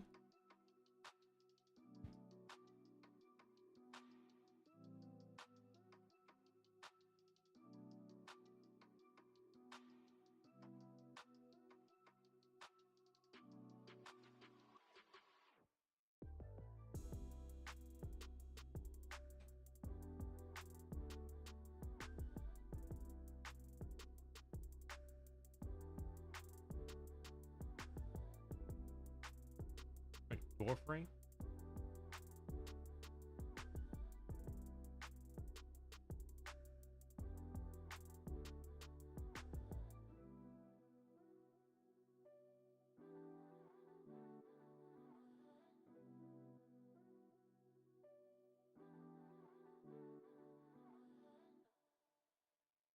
And let me see. Can I get a door?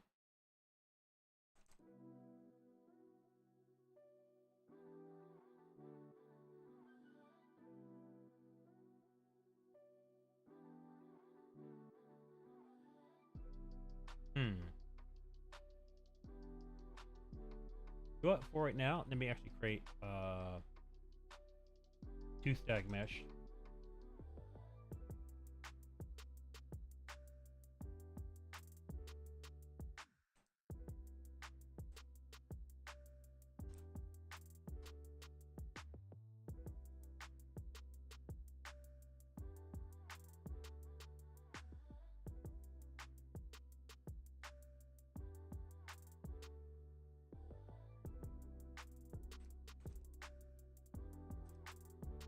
Door 1, we'll call this door, and I think it says like door slab.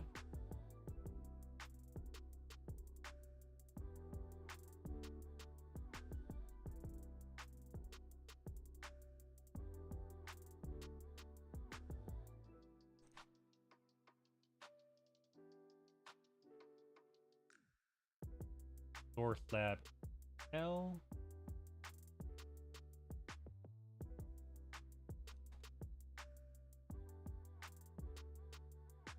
And this one that we call door R.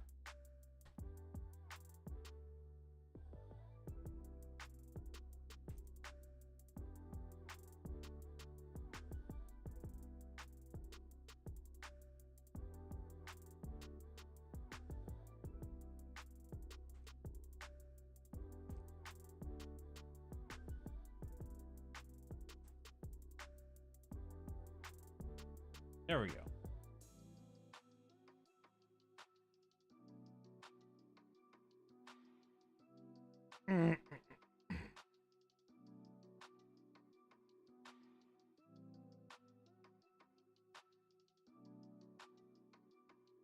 Okay, so now I grab this, and am I previewing the right one? Okay, here we go. Okay, so that's what's gonna look like if I were to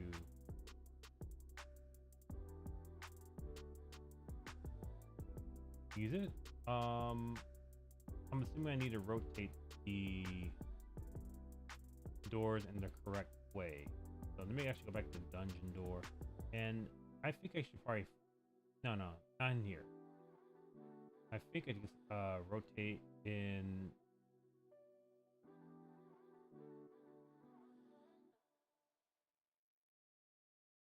That's the wrong direction, I think.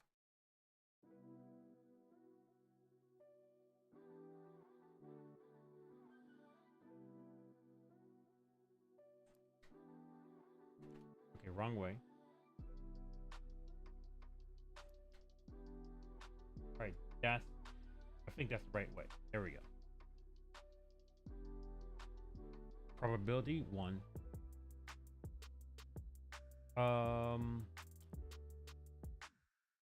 Use selection logic. What's selection logic?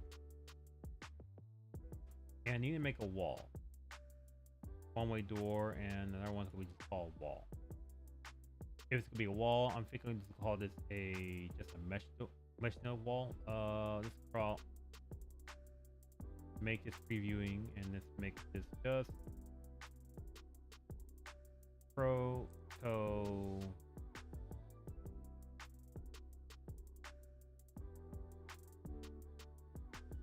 proto cube. And I think I just need to move the proto cube to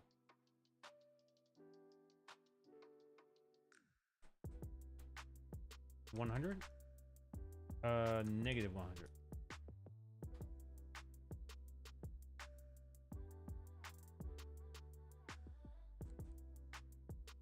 Negative 100. Negative 100. There we go. And the scale needs to be about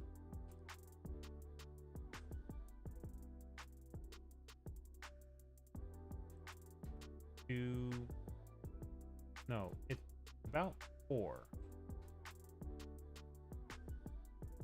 Okay, so about 200.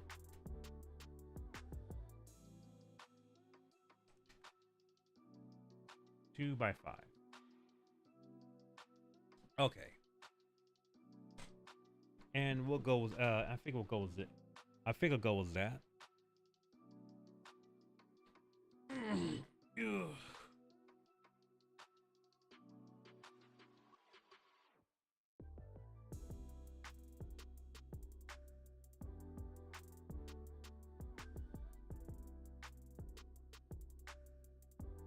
Door. Wait. This is not. Oh, you are not the right size, aren't you?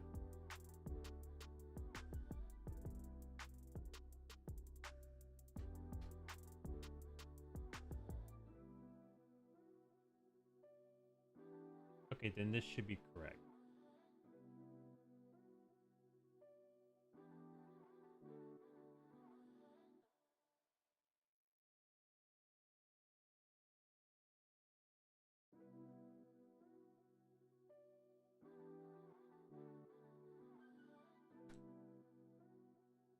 We go ahead and save, and I think from this start, you'll need to just grab this,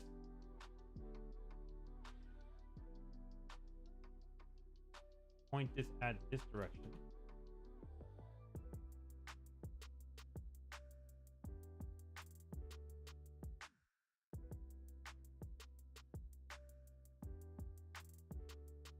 and this is at the start rooms, and save it and continue on.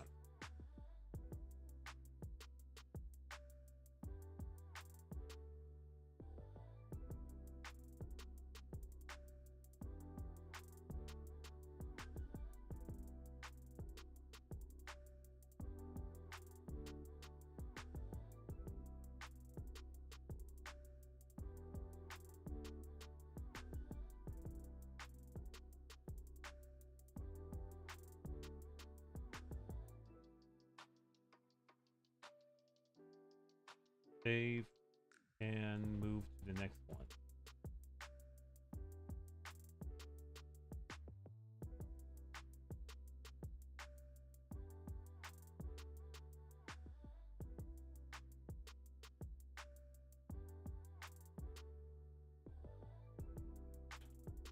Rotate this over.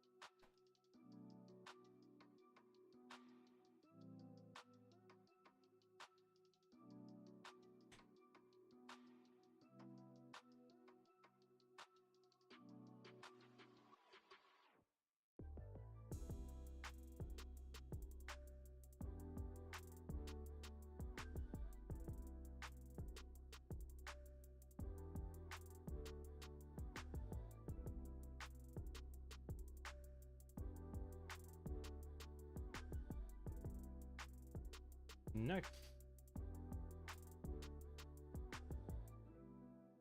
And learning this and following the steps and doing all this pretty much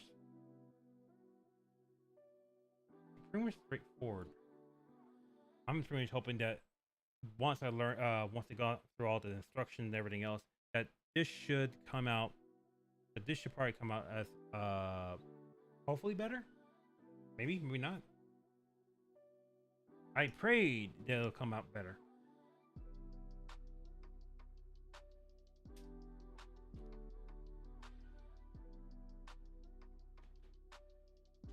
Or I think I have to pray a little harder this time.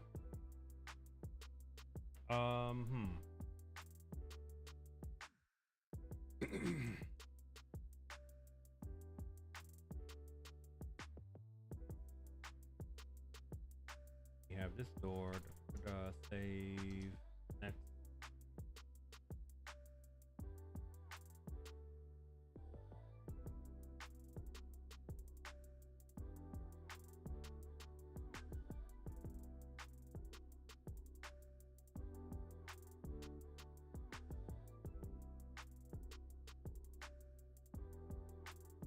Now I gotta throw 4 doors.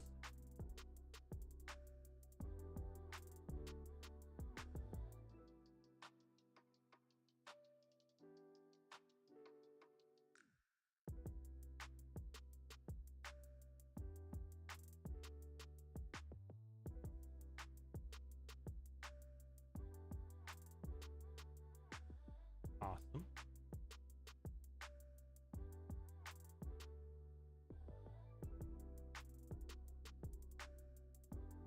All right, here we go. Like I said, I'm done here, but I'm not done. Next one.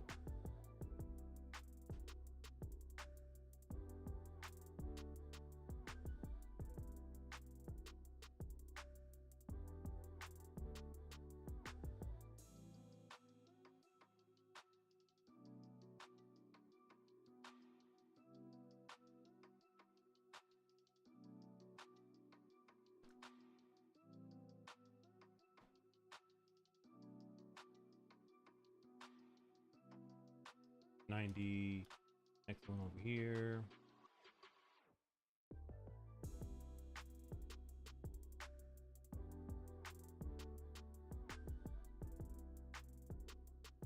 Now we have the boss room to make. I mean, not boss room to throw doors at.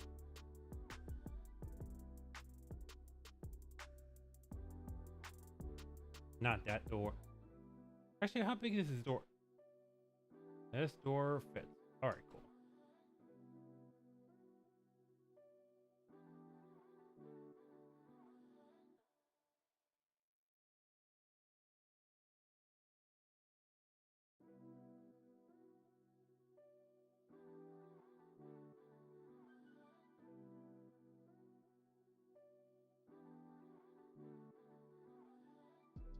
We're going save, and we're going to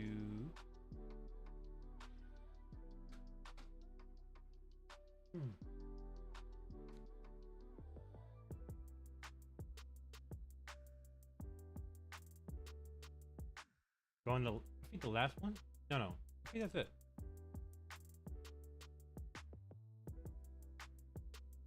We got the start room, we got the boss room, we got the 5x5, we got 3x3, we got the end room,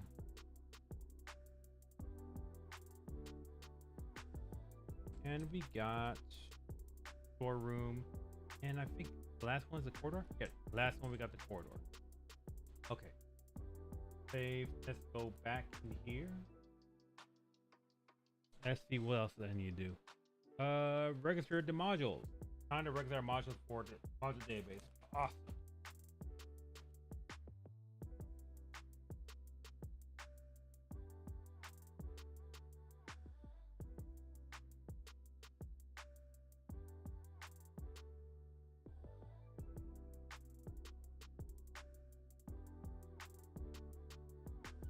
Open the module database editor. We have that already made, so let's go back to our module database. I think it's in our connect. Where is it? Here we go. And we just need to create some modules. For this one, we have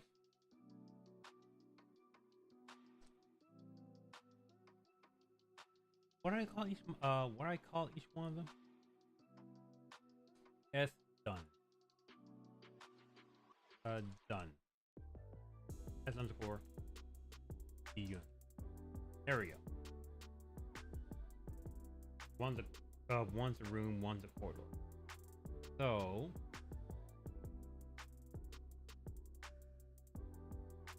I'll call one to call start room. The other one we'll call we will call a room. S underscore DUN 3x3.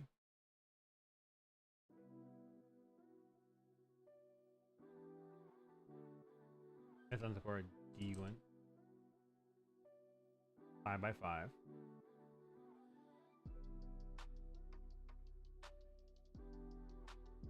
The next one we'll call a corridor. S underscore DUN.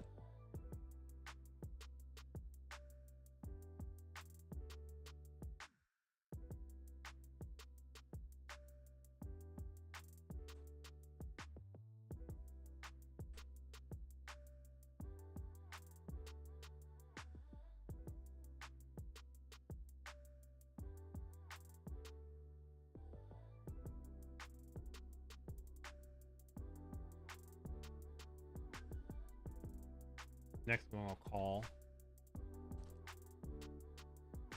is a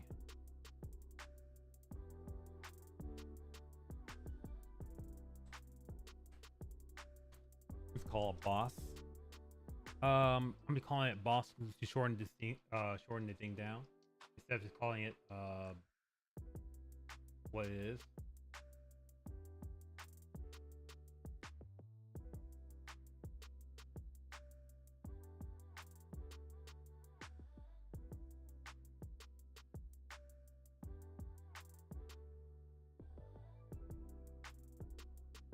Let's see. A corridor. I need to call the next one a store.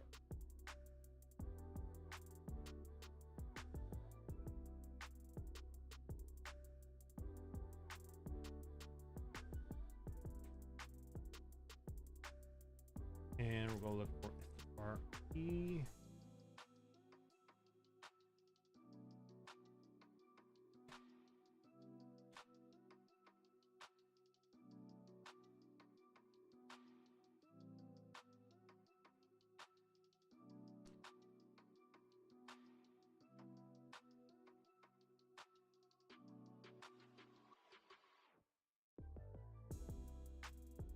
And the last one we'll call end room.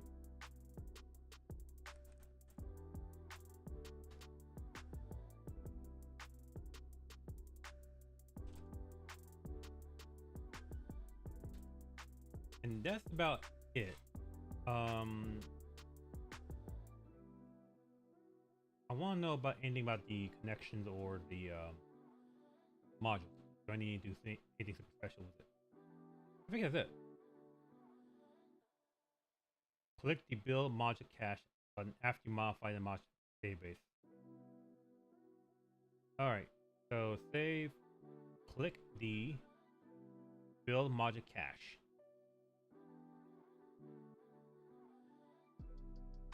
That gives us the module bound. That gives us the config proc, and that gives us the connection. Beautiful. So each time we make a module database dungeon, we have to make sure that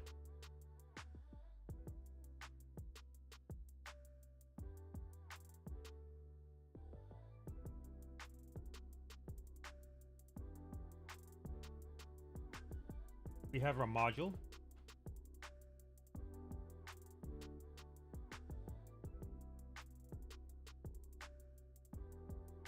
We want to allow rotation.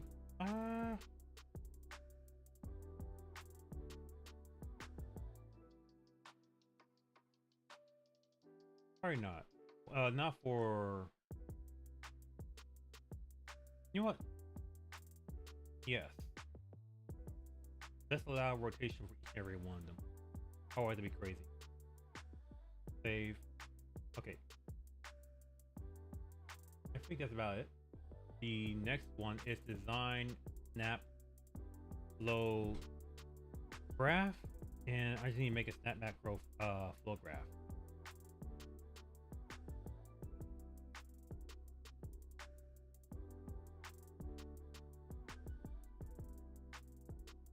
I could create one here. Snap map flow graph. CUNDEN. Save. Double click. And it looks like this. It looks very scary, but it's not. I don't think it's that scary at all.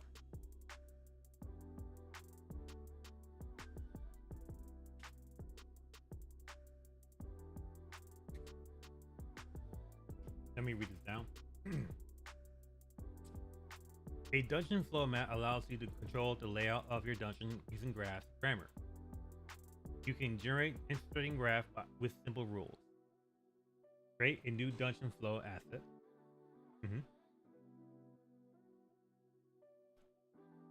Add two new nodes, room and corridor. You can change the names of the node from the detail panel.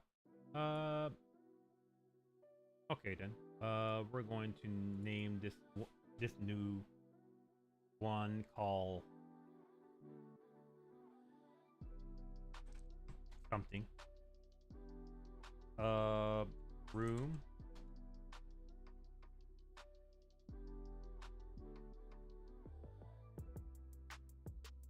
Next one called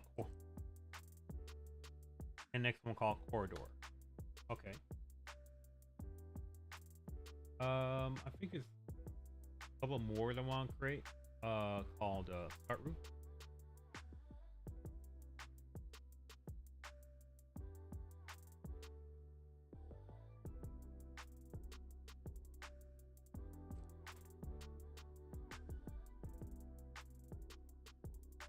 The next one I also want to create is a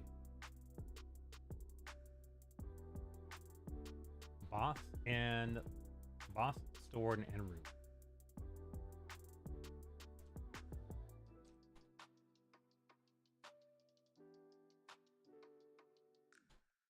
Door and end room.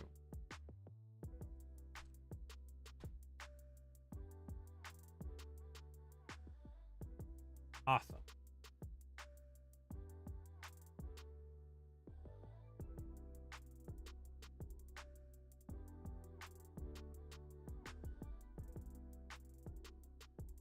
These names map to the names you specify on the module database.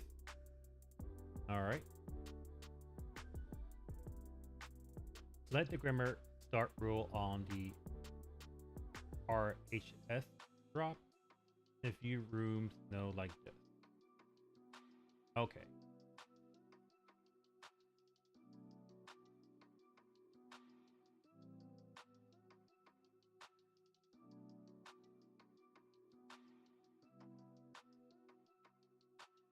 So for the rule graph, so it should be like this.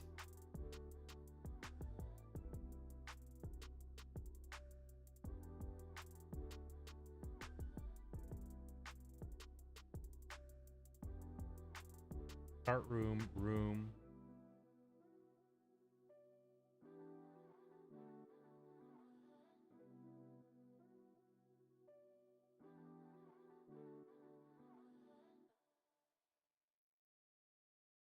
Room.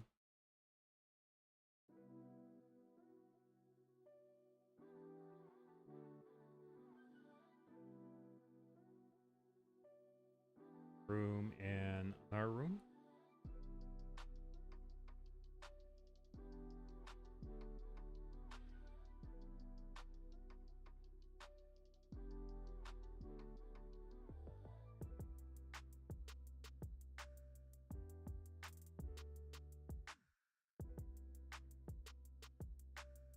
execute the rule and see how the final graph is gonna look.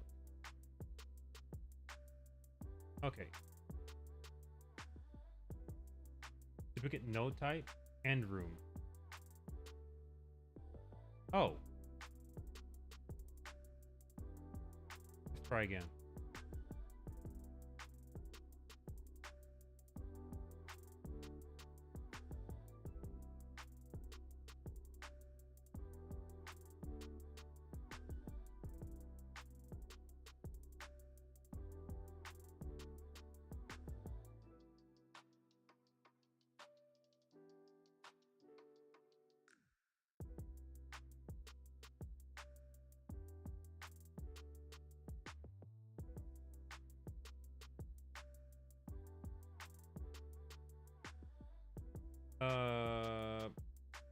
Execute.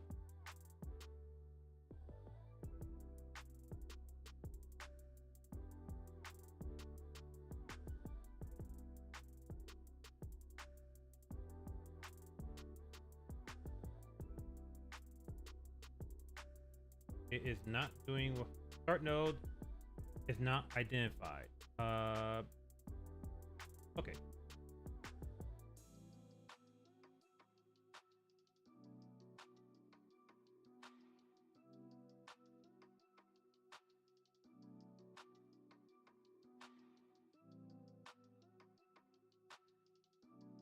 I am so confused. What is this? Non-terminal. What's non-terminal? What is S?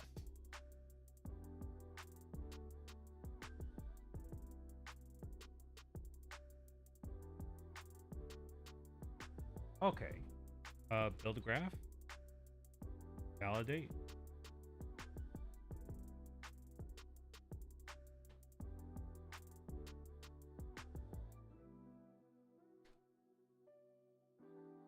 Then try again? No?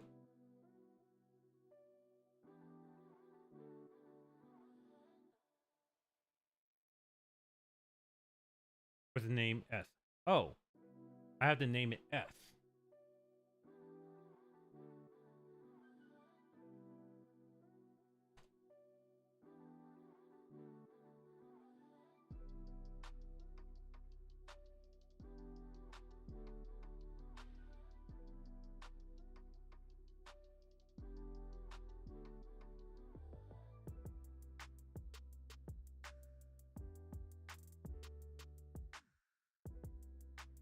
Okay, that's not happening still.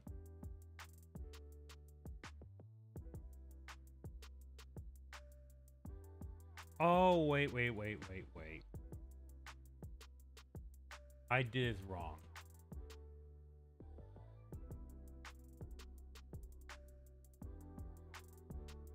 Save and execute. Okay, that's how it's gonna look like. Okay, I get. So if S is if you have S is gonna come up with room. Okay. So we need start room.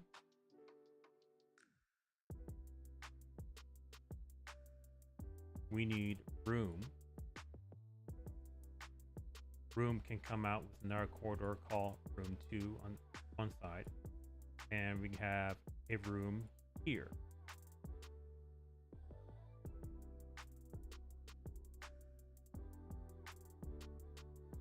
Make a room 4 here.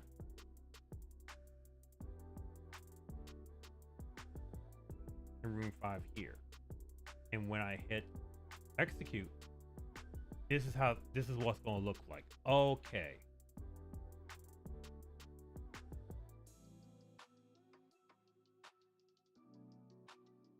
We like to insert quarters between rooms. Create another rule given create another rule and give it a name, insert corridor. Okay.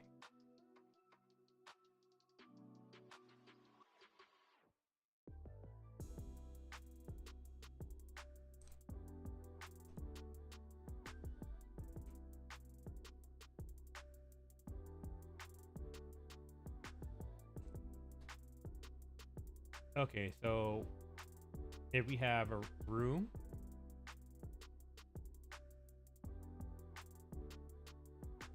and another room,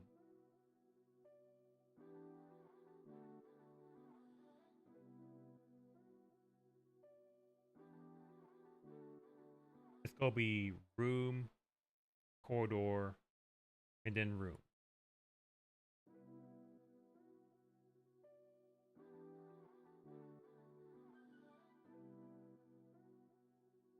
And we could do insert corridor and have it run once. If I run it, start room, corridor, room.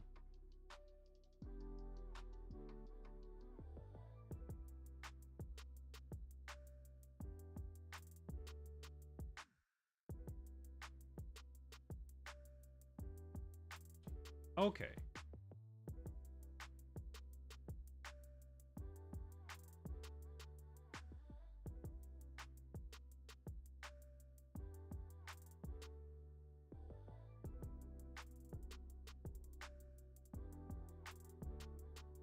Okay. So if we have another, if I have a thing called insert corridor, we want this. We want this. We want to insert the corridor if we have two rooms that are connected.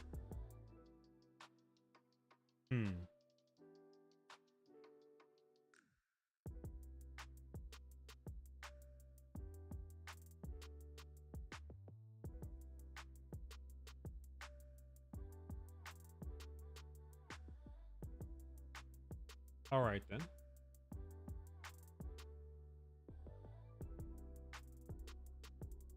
Then let's see. I need to do some rules. Some type of rule. Because we got a start room. We have a start room, and this start room needs to start with a corridor. So I can just grab a corridor real quick, and this needs to be a start. Wait. Break all pins.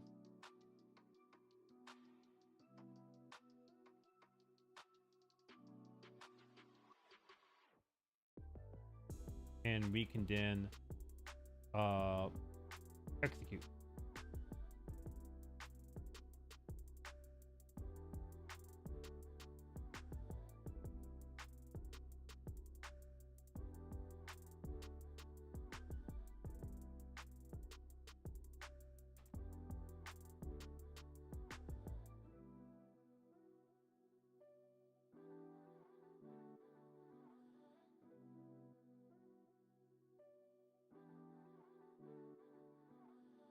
Let's see, run once, insert corridor 3 times. What the heck?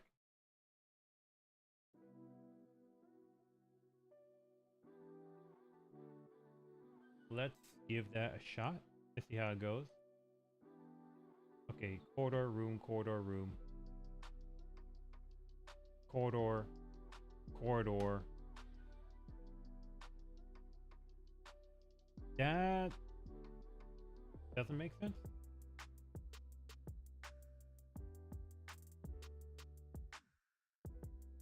Maybe if I knock this out.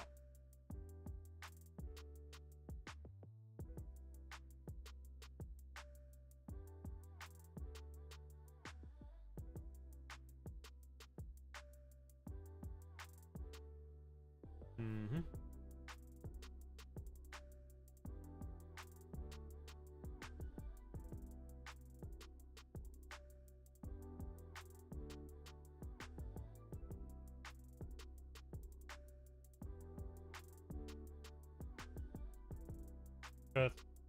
Because this says corridor, corridor, and that makes sense. But this one, but the corridor should not connect to each other. I'm kind of wondering how that happened.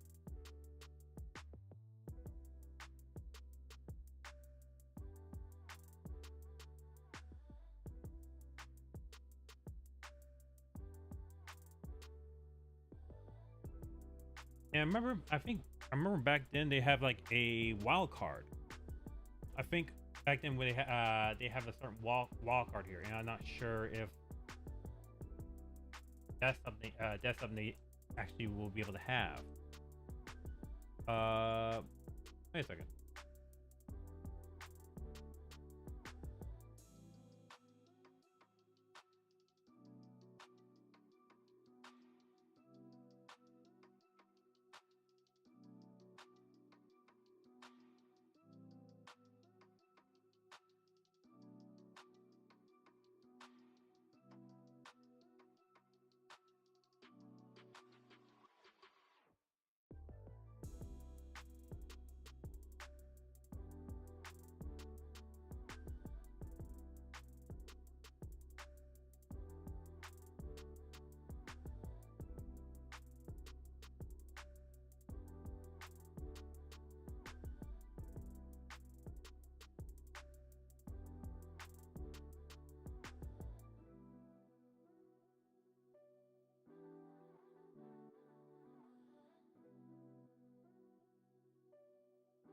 Let me look at this again, because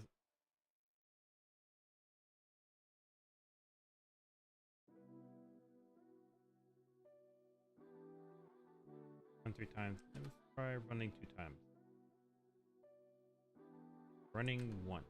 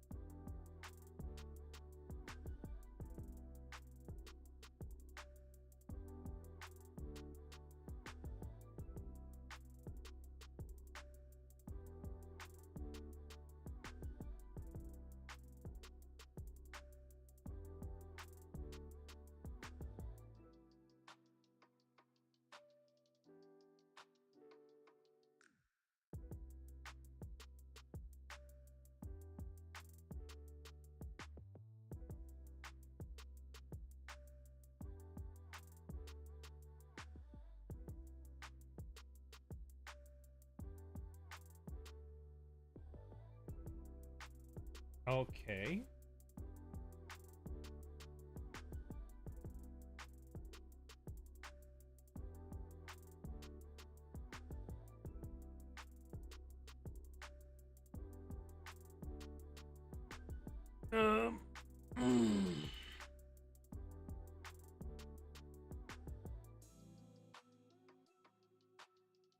I'm just trying to look at this and thinking about this right now, because it definitely does what I want to do.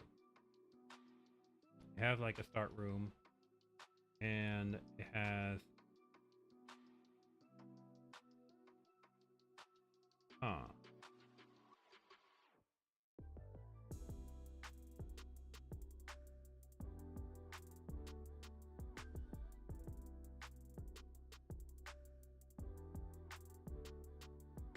wait, here it's wildcard.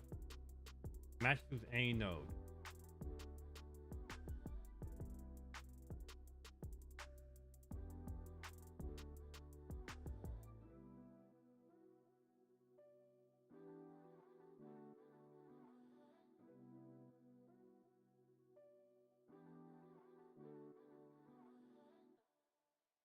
Okay. I also want this also want this T. All right. Let me make a rule call.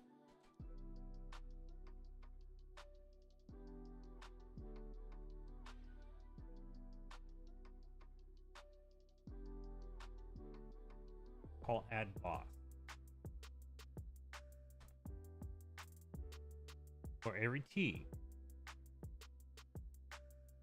replace that T with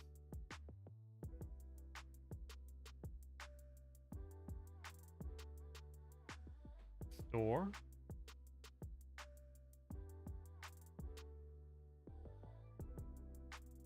Quarter.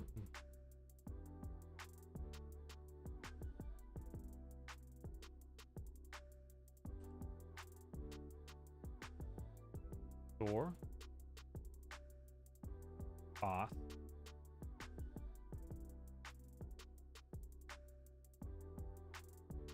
And room.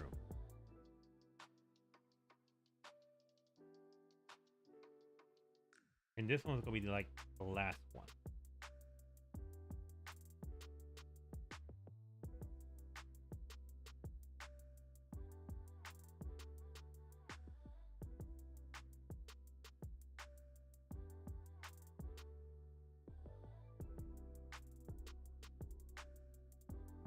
And let's run it.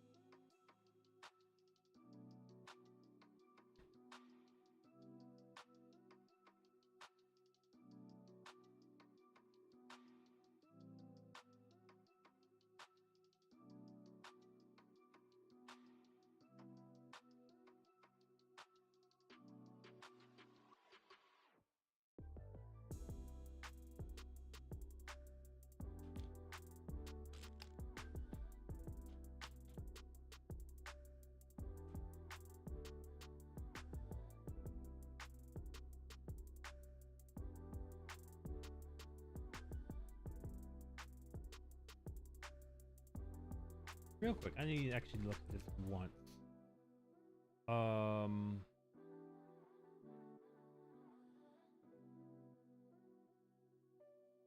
There's no two corridors.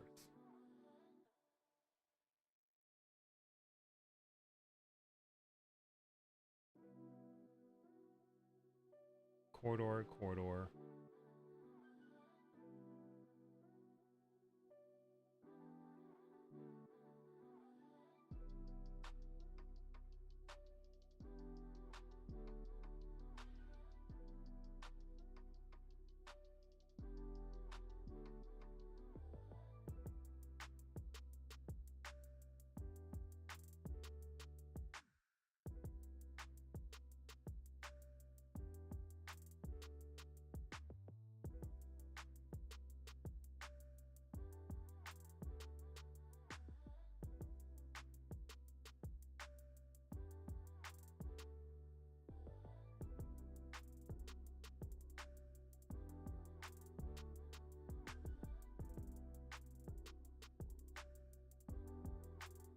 Maybe it's this way.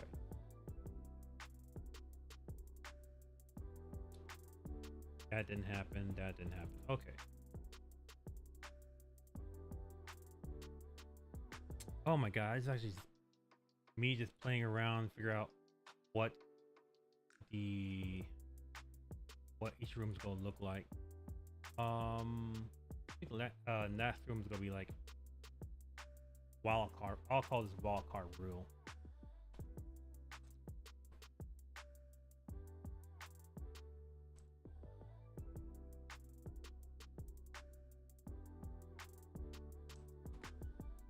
If you get a wild card,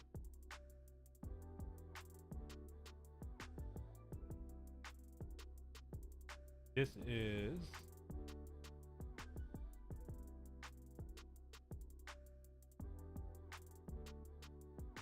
will be a room. This could be a room.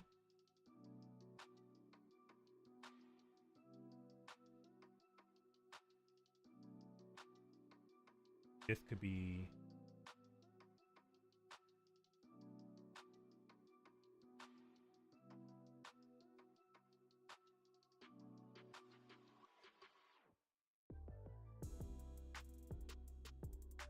a store.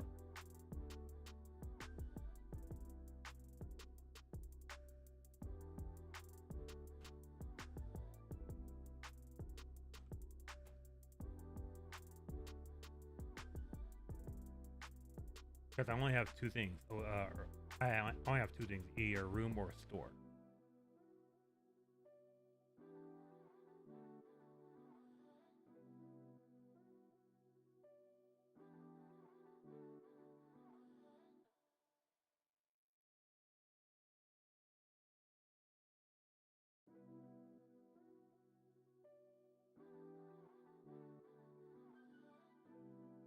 Then insert corridor once more.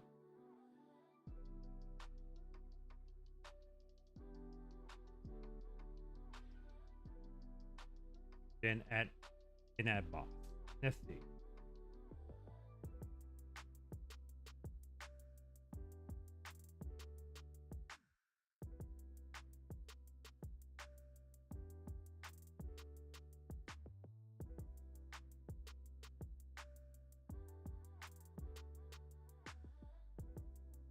Okay.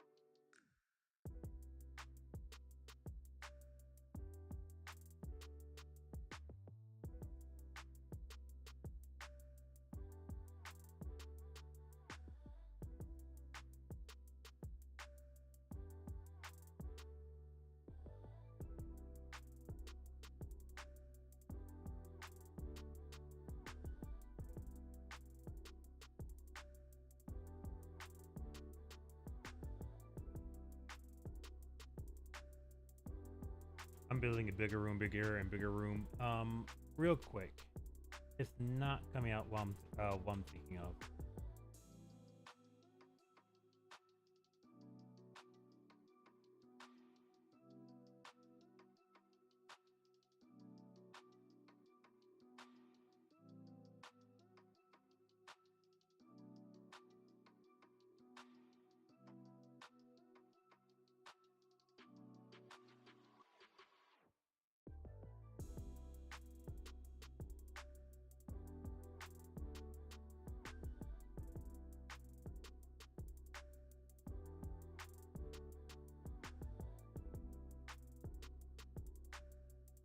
Wait, what happened to the start room? Room store. What happened to start room? What just happened?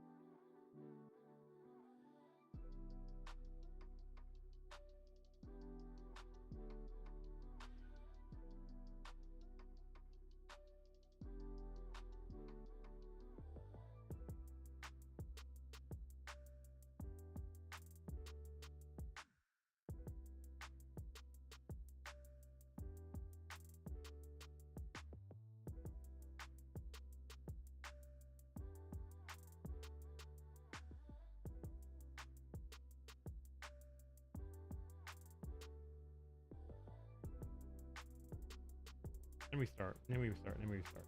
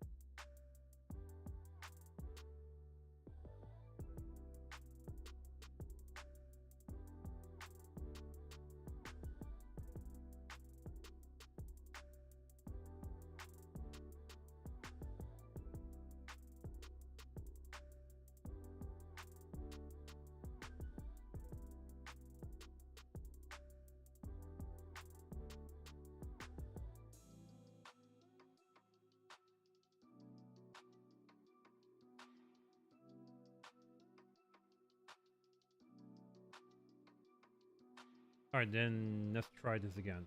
Let's see. Let's see if we can try this again. Okay. Start room, room, corridor, room, room, corridor, room.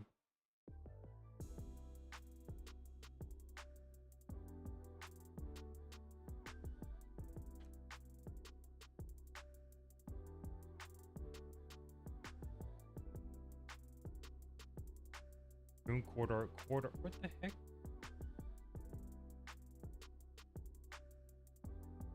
Insert corridor. Room 1. Your room 1.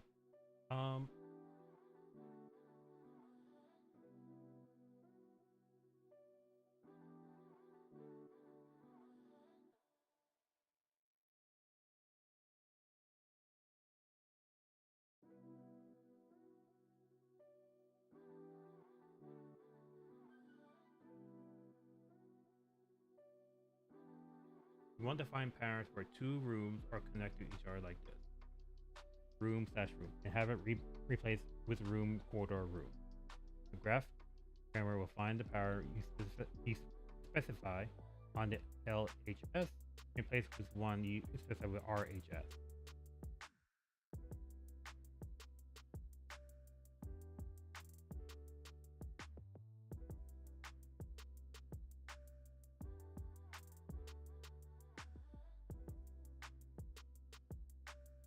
The analysis of the node room 0, room 1.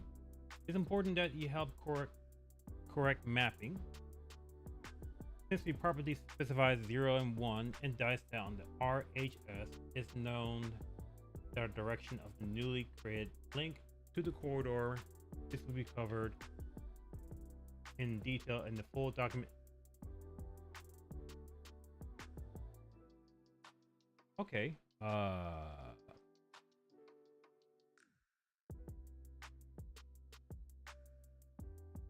Manual instruction? Not that. Advanced dungeon.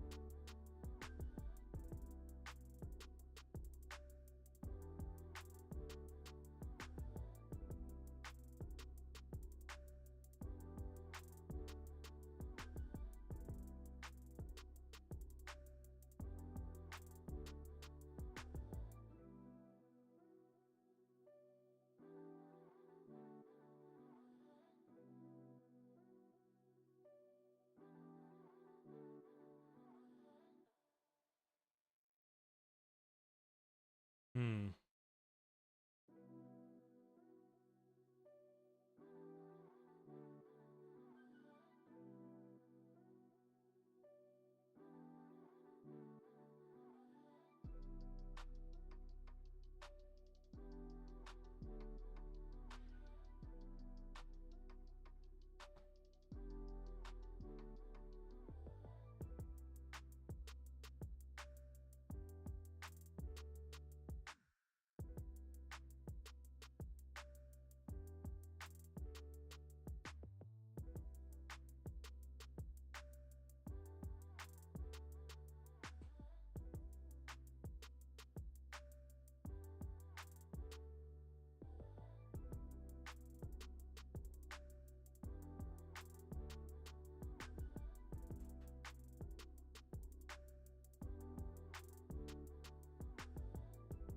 Okay, so here's what I'm looking at. Here's how I'm thinking. Here's how I think it should work.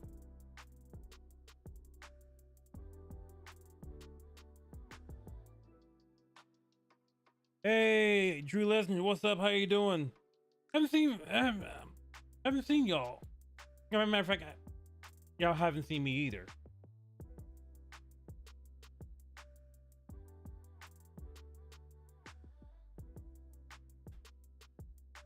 Also, you seem to be watching me without audio.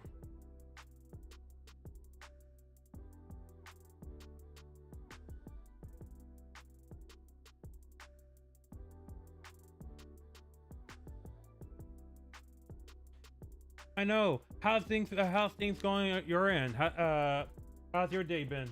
Oh, you have audio on. Oh, I don't know why Twitch saying you're not hearing me with audio. Okay, not worry about it.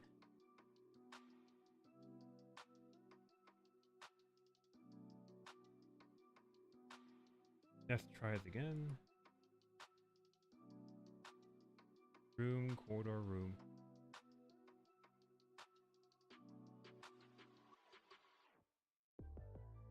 Oh, okay. I get it. All right then.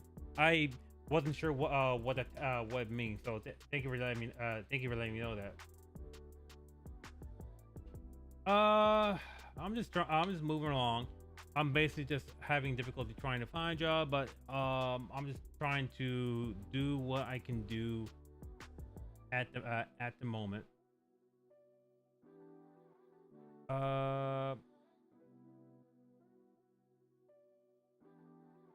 Other than that, I've been just busy. 1, 2, 3, 4, 5.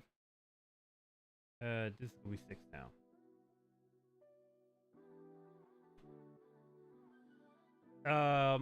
So far right now I've been trying to make a game within a month. Every month within a week. So I have been trying to get some games out, just have people play on it, and just try to do my best. I so far right now, what the game I'm making is basically was a failed game for a game jam, and right now I'm just basically just trying to finish this game and submit it HTML. It's not like a game jam. This is actually a thing I'm actually. This is a thing I'm actually trying to work on myself. Like I'm pretty much just challenging myself to actually make a game and try to finish them each month. And this month is pretty much basically straight up basic. Just try to finish the game. Next month, I'm not sure what next month's gonna be. I think next month is gonna be might be something special, but I'm not sure how that next month's gonna go. Yeah, you wish. No, it's not. I don't think it's skill. It's just my commitment. I'm just basically just committing myself to actually finish this thing.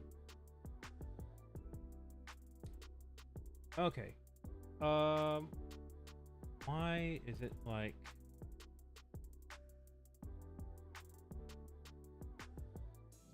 Hmm.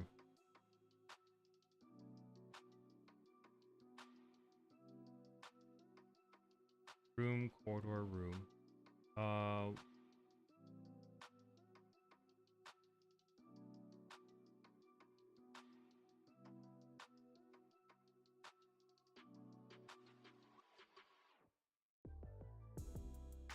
Uh, it's like for me, if it's basically just go. Well, if it does things, well, things will probably go way maybe go way overhead. But if I just break it down into simple parts, if I take a complex part, and try to simply break it down to more simpler parts, I can be able to accomplish things. If I have a complex thing and I break it in tiny pieces and try to make each piece as simple as possible, then I can understand how long it's going to take to make a complex part.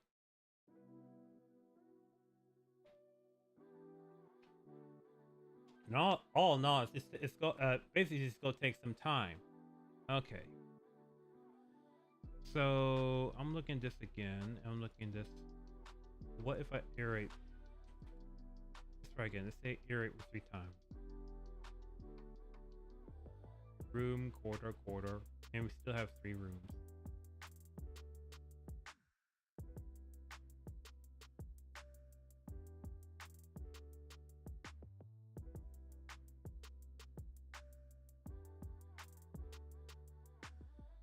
What we did 5 times.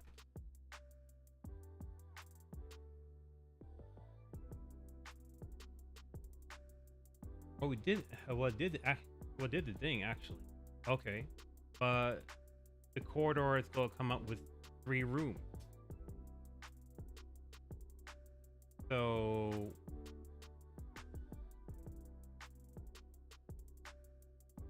how do we break that apart?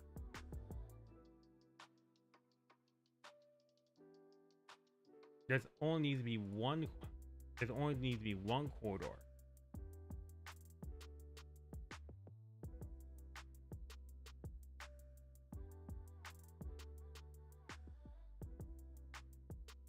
What if I did this?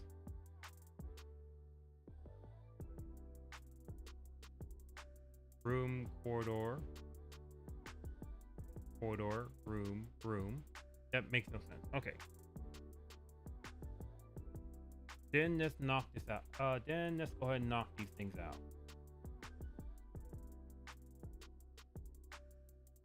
And try this. Room, corridor, room, T. Okay.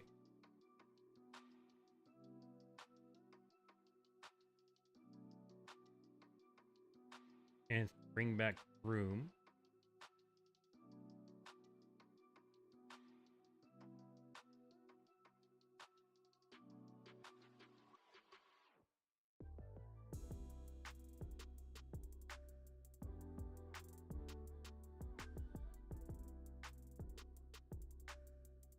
Does the index actually matter here?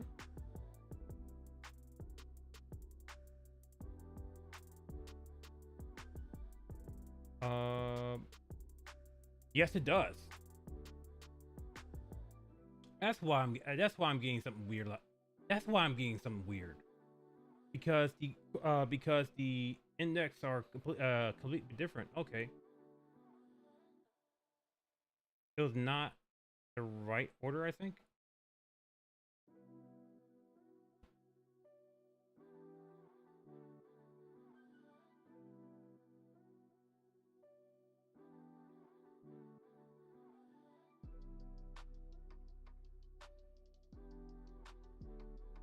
Room, corridor, corridor, room, corridor, corridor. There we go. Oh my god, that took me a while.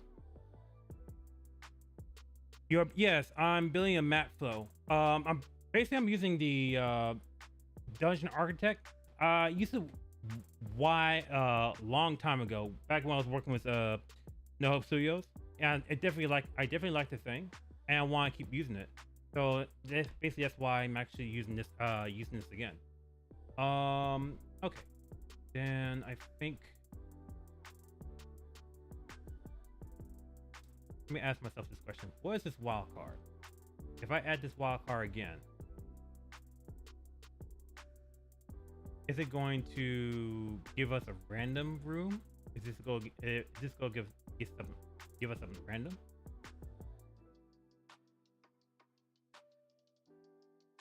Possibly. Okay. Do I teach lessons? Nah, I don't teach lessons. I basically just I don't really teach lessons. I just basically just make games and just go from there. I don't technically try to try to teach.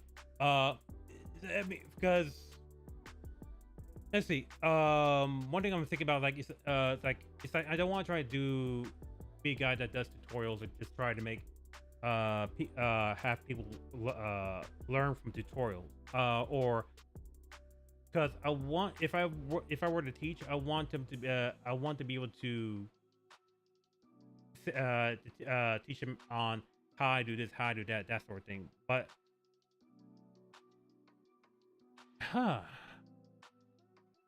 in the all in all, I don't No, I don't know. I don't think I don't really teach all that well. Okay.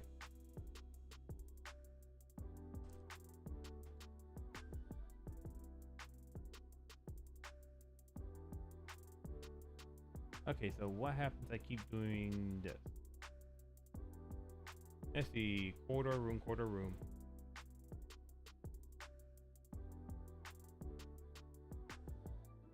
Okay, so it's not gonna be random all the time. So,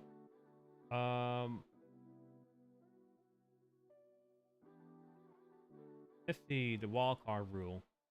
It'll be a room or a.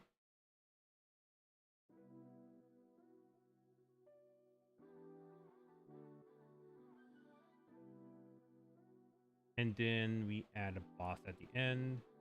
Let me actually put in the insert once, insert quarter once, because we add a wall card just to make sure we have all our quarters connected. And then we add a boss.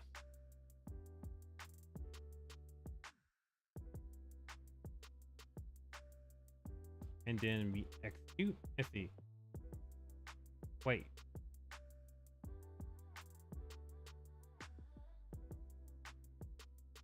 Where is my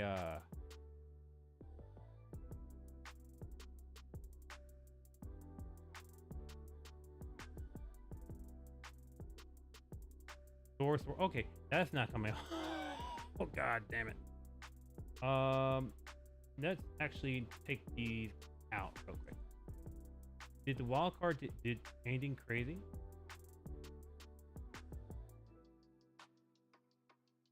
It looks like I got rid of the store. How is the start room removed? Start room is okay. Okay, if you were to teach, let's say 1 hour for 2 days, how much would it charge?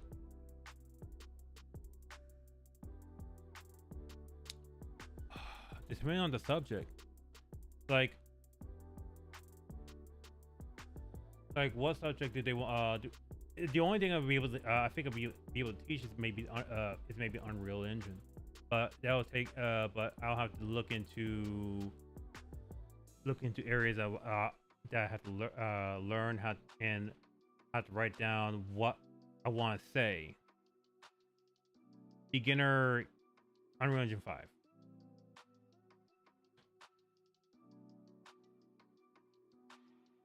I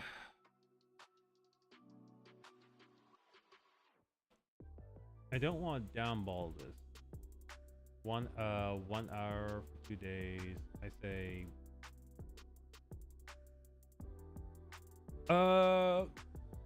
just learning on just basically learning Unreal.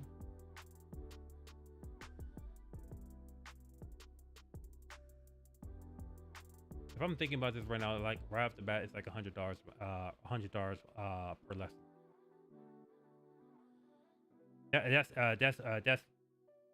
I think for me, it's just kind of being generous. The reason why I think 100,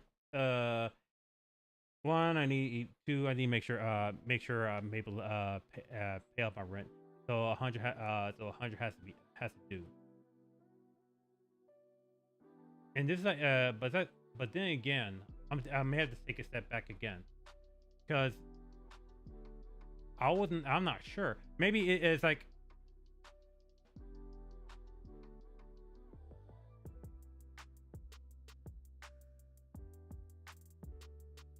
$1 hour for 2 days.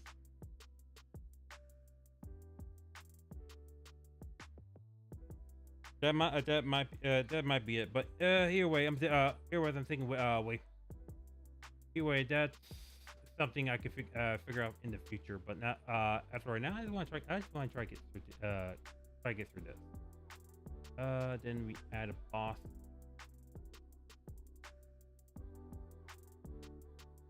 Actually, if we don't want, or don't need to worry about a wall card, maybe I could worry about make this something else. Uh,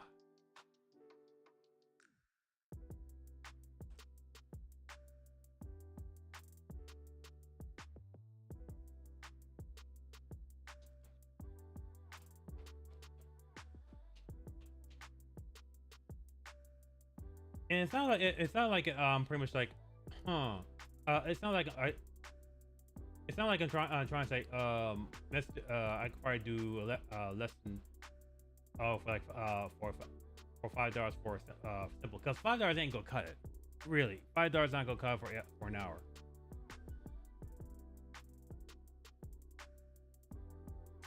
Let's see, a T. I want to name this T something else, like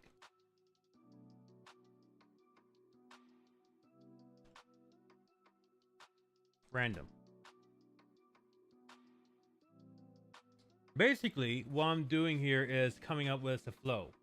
I was basically following the design map here, and I'm basically trying to understand how the flow works. So for starts, like basically to be a start rule. Then if there for every S, it would change that room, change it to this particular room, like starting from room 0 to actually let me phrase that a different way. For every S, change this S node to this node. So it replaces S with this. We'll have this S will have the room, that sort of thing. Then, if I once that rule is done, it goes to the next rule. For instance, insert corridor. It'll look for a room that's connected to a room. For each of these, replace the room with replace that with room, corridor, room, and the index is very important. You need to make sure that room 0 and room 1 are actually index 0 and index 1, and the index 2 should be the corridor. That way you'll be able to connect these corridors to the correct path. Like, for instance, my room are basically 3 by 3, and they have, or it's like either 3 by 3 or 5 by 5, and they have 4 doors, 2 possible doors and 2 possible walls. And I all want to make sure that they're able to be connected and be able to connect the flow. If you get what I'm saying. Then after that, there's an add boss. The add boss is basically this. It's going to, for every T, this T node right here, it will add a store. It will replace that T node with a store, boss, then end room. Because that's gonna be the end of everything. So I haven't added in. I have added in there. So we're gonna run it now. And look at that. Just replace that T with store, boss, and end room. And if that's it, that's basically it. But I have one more that I want to add, which is a wildcard. I think I'll probably rename this wildcard to random rule. This is gonna be giving a random room. And what I want this random room to have is either, like, let's say either a extra room, or they'll have an extra room, or extra store, or extra treasure place, wherever it may be.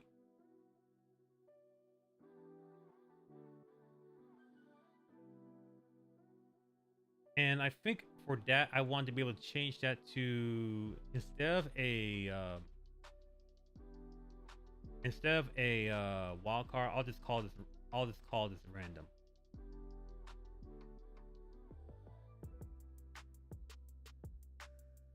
Because wild card's actually doing its thing, but it's doing something weird to me.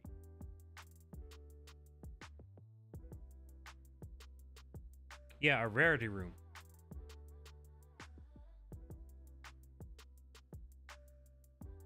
Actually, now think about that. That's actually a better name. Rarity room.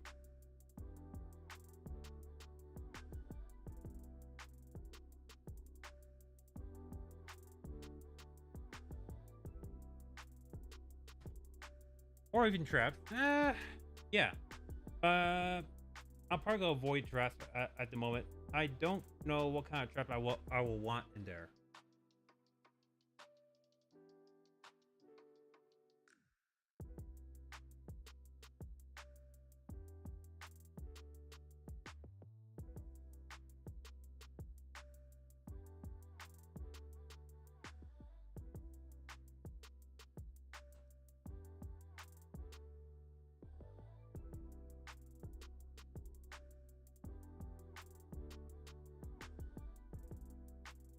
So let me actually go back and replace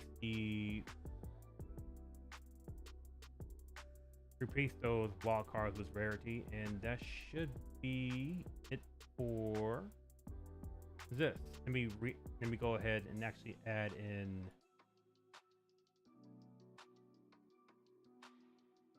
a rarity rule once. Do a insert corridor once more. This is just in case we have a room, and this room is will have like something rare.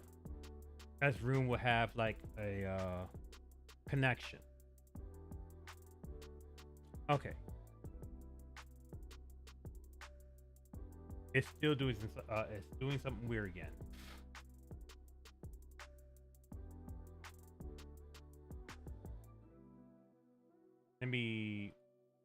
Okay, it has something to do with the rarity. Has something to do with the rarity room because I didn't add any.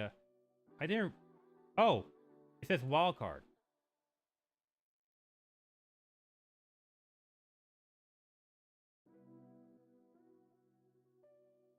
That's why. Let me try that again. Vario. That's a lot better.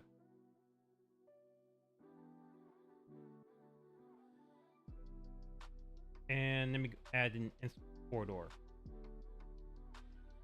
Once more. Only once. And then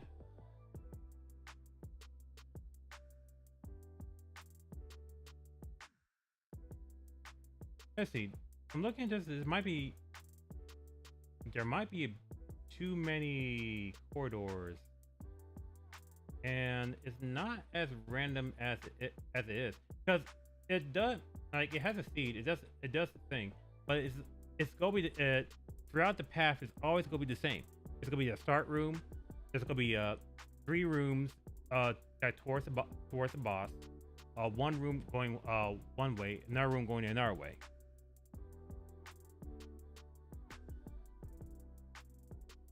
I mean that works. And that's pretty much as straightforward as I can get. I want to add some randomness to it. I think I would have to worry about that later. You know what?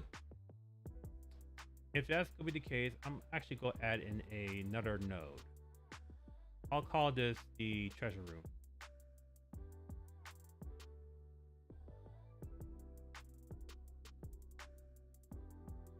I'll call this treasure node, and this is also gonna be something that I'll add. I'll also add in here. Can I add another one? Yes, I can. And this one's gonna be about about 30. About 30% of weight. Treasure needs to be a different color. I'm gonna make this color, make it teal.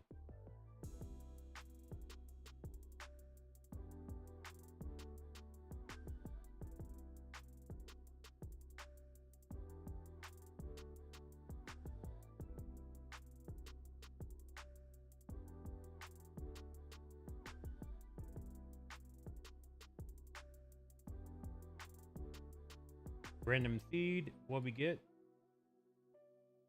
Quarter room. You know what? Let's go ahead and get rid of room.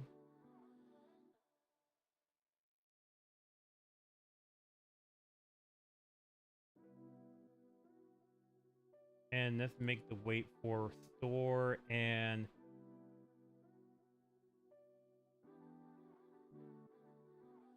like 50. And the treasure be 30. And let's see how that will go. We get one treasure, one store. Another treasure, another store. Whereas the chance we have two stores. For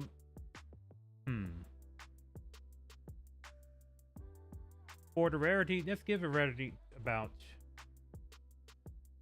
75%, 75%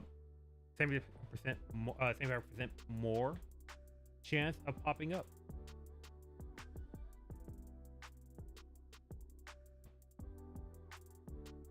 In our case, it will have two treasures. And the last one's gonna be the ad boss. And that should be it. Right now, we don't have a treasure node, and I didn't bother making one. So I'm gonna go into another one. Go into making another sub level called the treasure room. And I'll think I'll use start room as the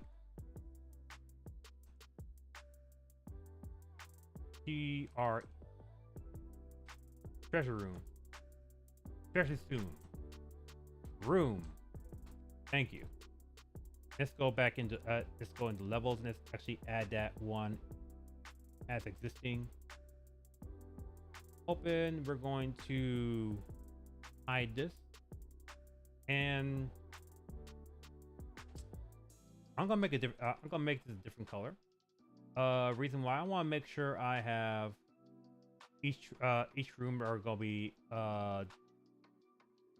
somewhat differently colored, so I can be able to tell what is what.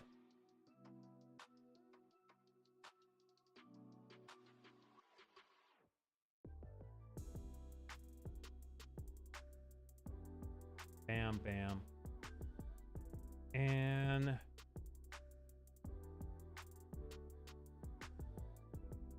that should be it there.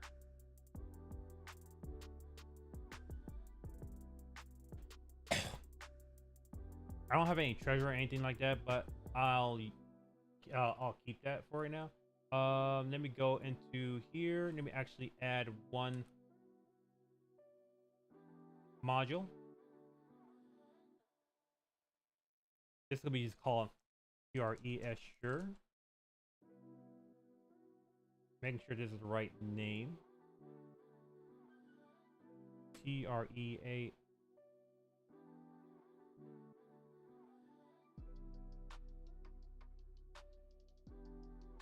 Okay, Google, spell treasure.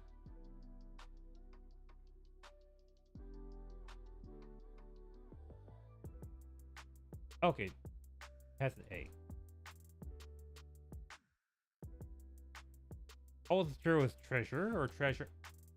Treasure. All right, here we go. Let me add.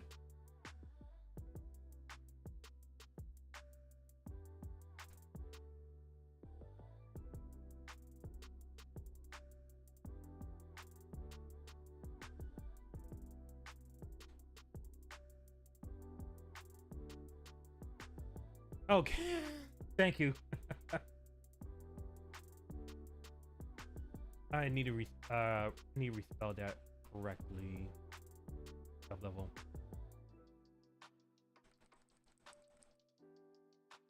There we go. Treasure. It should be automatically spelled into the level already. All right, cool. Let me save that. Let me save that. Let me actually go ahead and save all this, and let me actually make sure we do the build module cache. That way, we'll have all our information in our bounds. Have information about this. It have information about the connection. All right, cool. So this will also this should all work properly. They also have a visualize thing. Let me save. Let me actually build the graph, and let me actually go into visualize and see if we can build a dungeon. And looking at this and thinking about this, like it's not doing the dungeon building.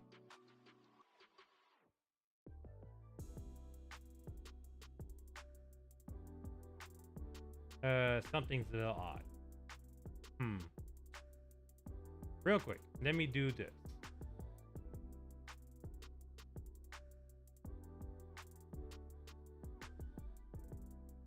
Let me cut this off.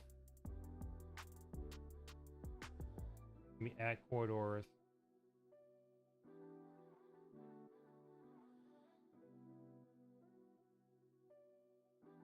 Do we need to worry about T? Let me build dungeon.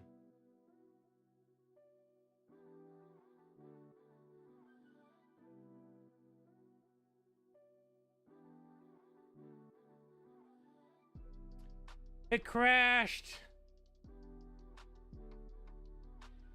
No problem. I keep saving every time. Like I'm worried about things not being saved. I'm always going to automatically Control Shift S, because I don't trust. Because sometimes I don't trust the way it's way that's go happen. And sometimes these things crashes. MLL. Let me go back into dungeon. Let me go into my dungeon flow.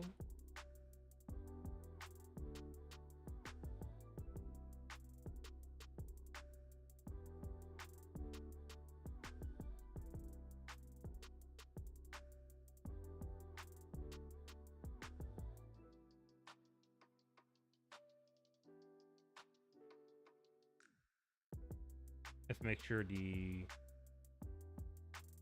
I'm using the right one. Is it the module base? Is it this? I think it's it. So far, it's not loading the dungeon. Let's make a test. And this rule is this test.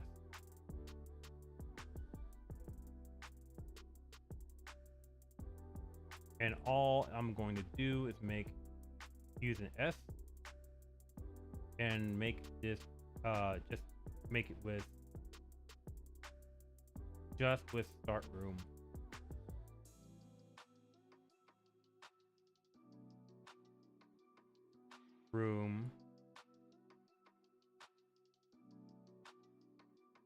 Corridor,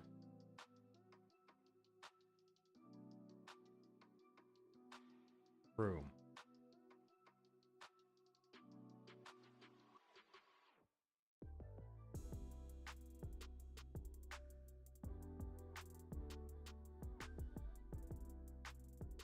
Let's see if it works. Okay, start room, corridor, room. All right, we visualize and let me build. All right, there we go. Let's work. That part's working.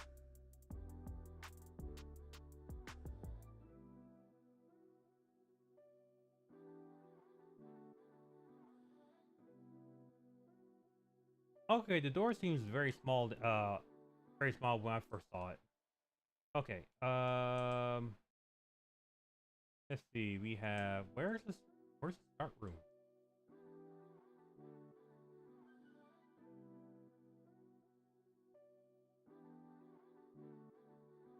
Okay. Build. Uh, randomize speed and build. Okay.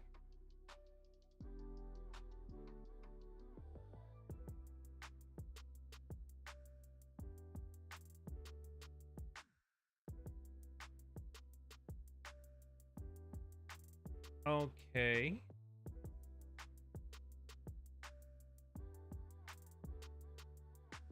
That's all cool now, but where's my room?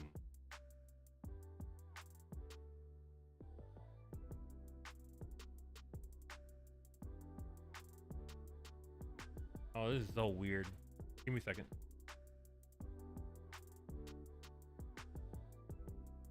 I might have named it incorrectly somehow. Copy.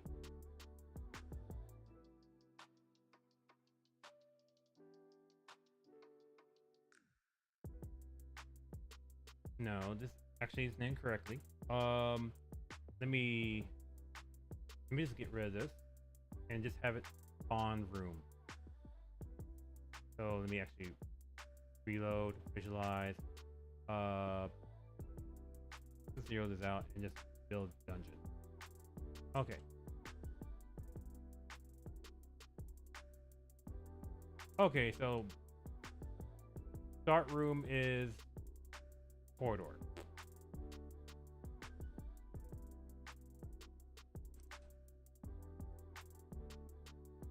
That's what's happening. Okay, that's weird. About the cache. Try again. There we go. This is what I was looking for. Let me actually design. Go back to design. Let me actually go back into going through room, corridor, room.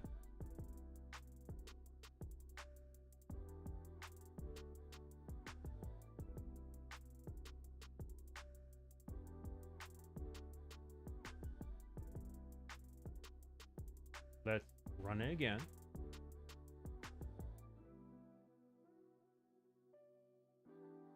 And let's visualize this. Build dungeon. All right.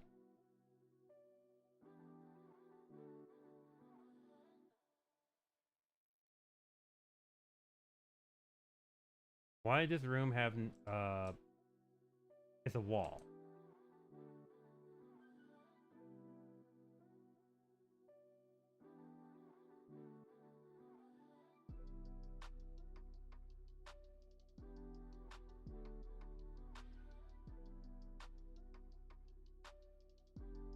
Okay, that's not better. Okay, then okay. Okay.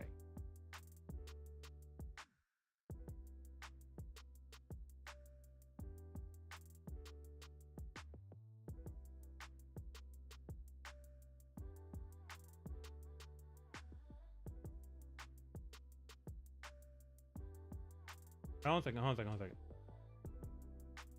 The story dungeon build. Okay, cool.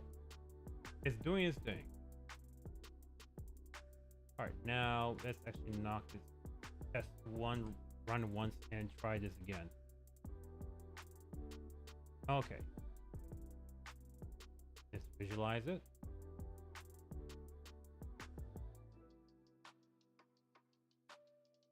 The story dungeon and build. Okay, nothing's happening.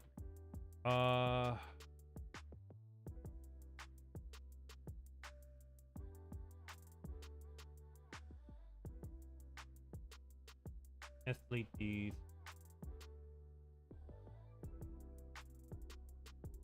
Save. Let's actually visualize that and see if. Okay.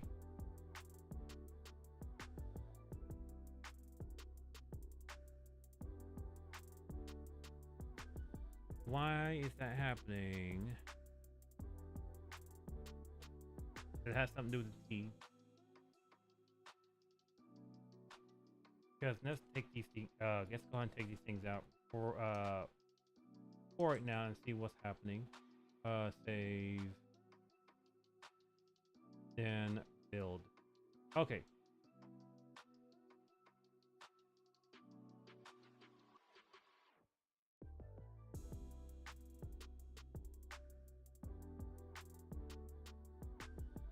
So if they will do the rooms. Okay, cool.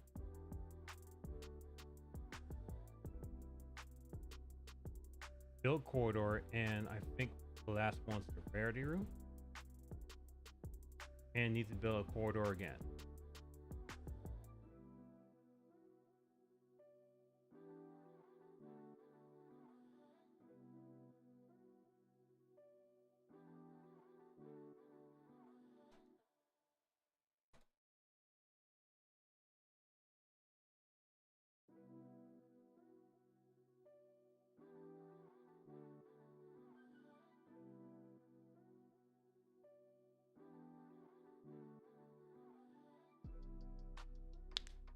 Okay.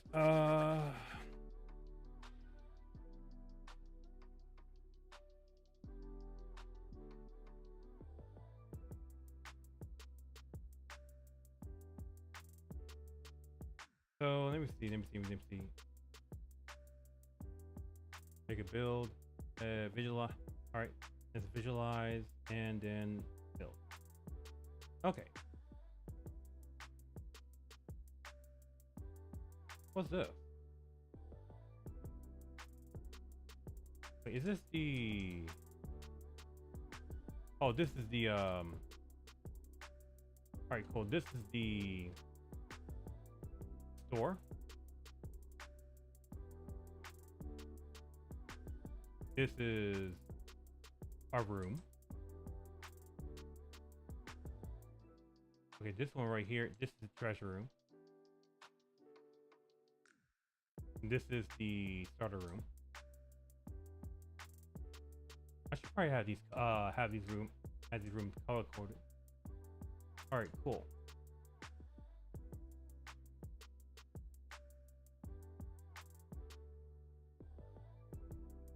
Okay, so the last problem I'm so the last one might be the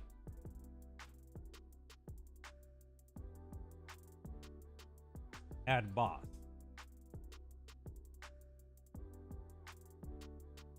Every T needs to have a store, a boss, and the end room.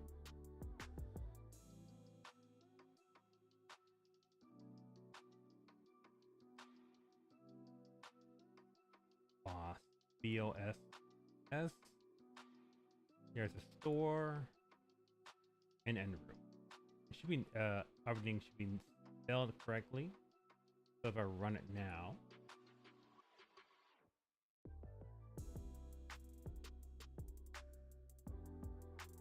It won't work properly. Okay, so it has to be something with either the store, the boss, or the end room. Okay, so let me go back in my design and let me actually just remove one. Two actually.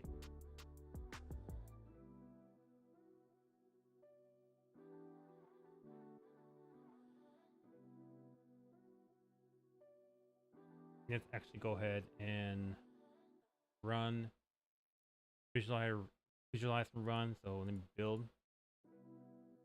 So it's not the store. Okay, cool. It's not the store.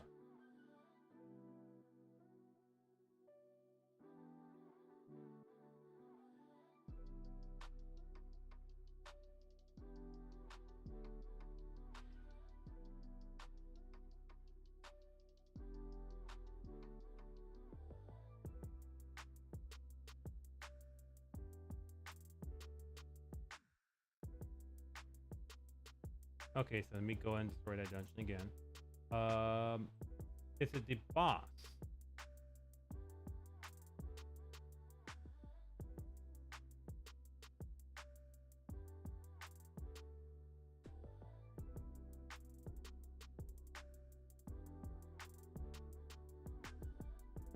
It has something to do with the boss.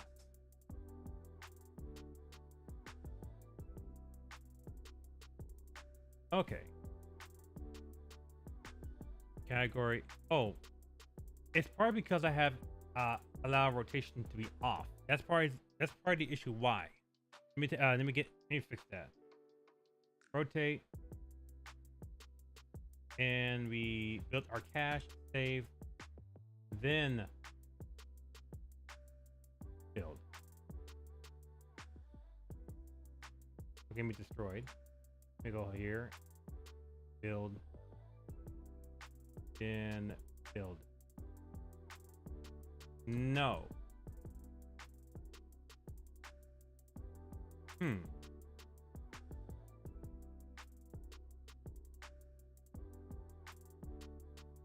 Does have something to do with the dungeon itself? Dungeon room boss. The balance should be correct. We don't have don't have complex polygons. Everything should be rotating.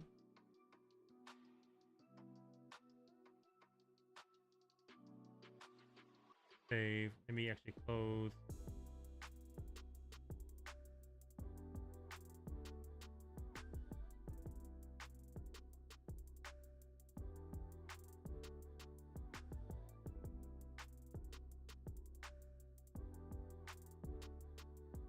Okay, so let's go for here. Step.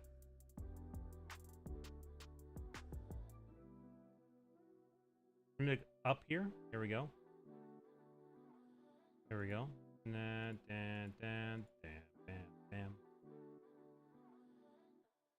Here's the store.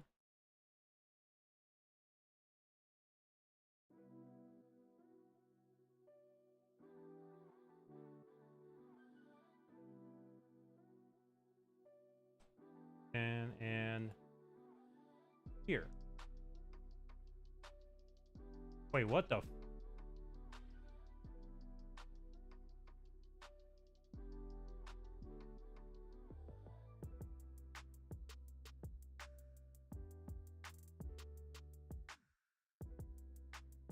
What the heck? Oh, wait. Let me go in my dungeon.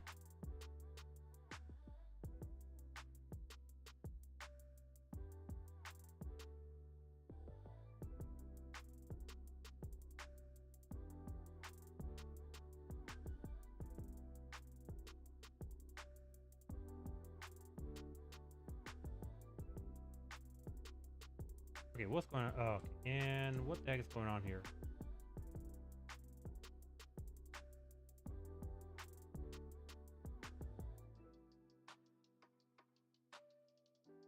Okay, who are you guys and why are you all in one spot?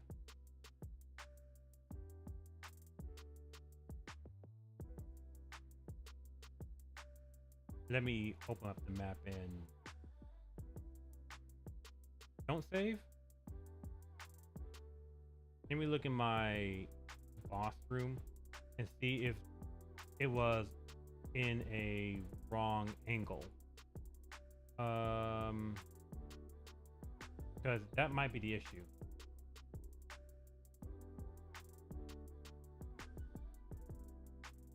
They're all 90. This one's 90 degrees. This is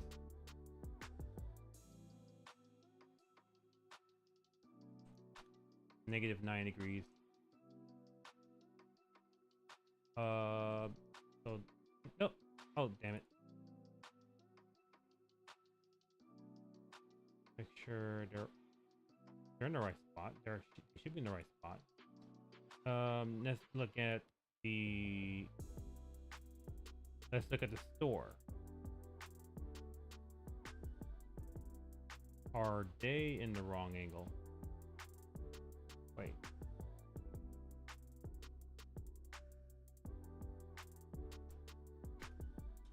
This store might be in the wrong angle.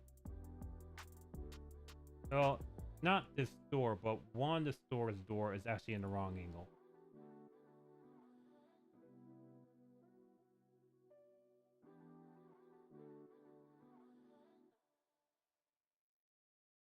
Okay.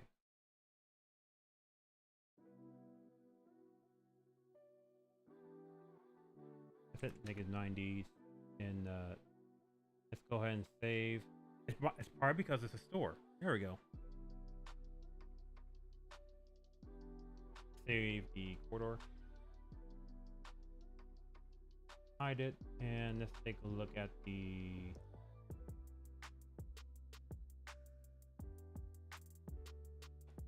Dungeon again. We should. Let me actually make sure we build the cache, save, run, go back, build dungeon. There we go.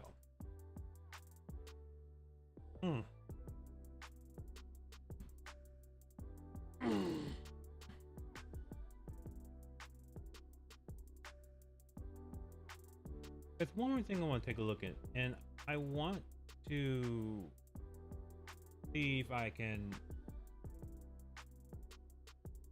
set this up in a certain way. Well, maybe not in a certain way, but let me actually scale up this.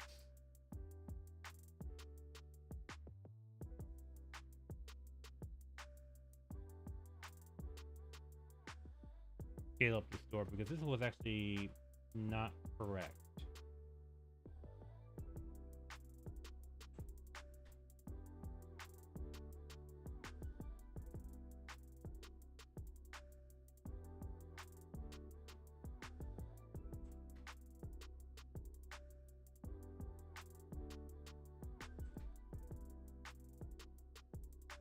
Let me go and save this. Let me go into rebuild.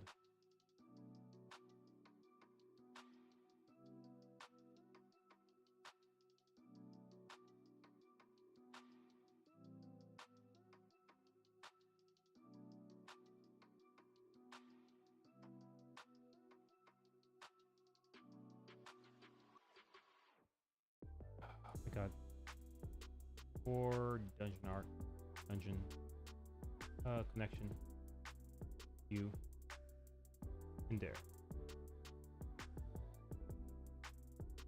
Consume on attach? What do you mean on consume on attach?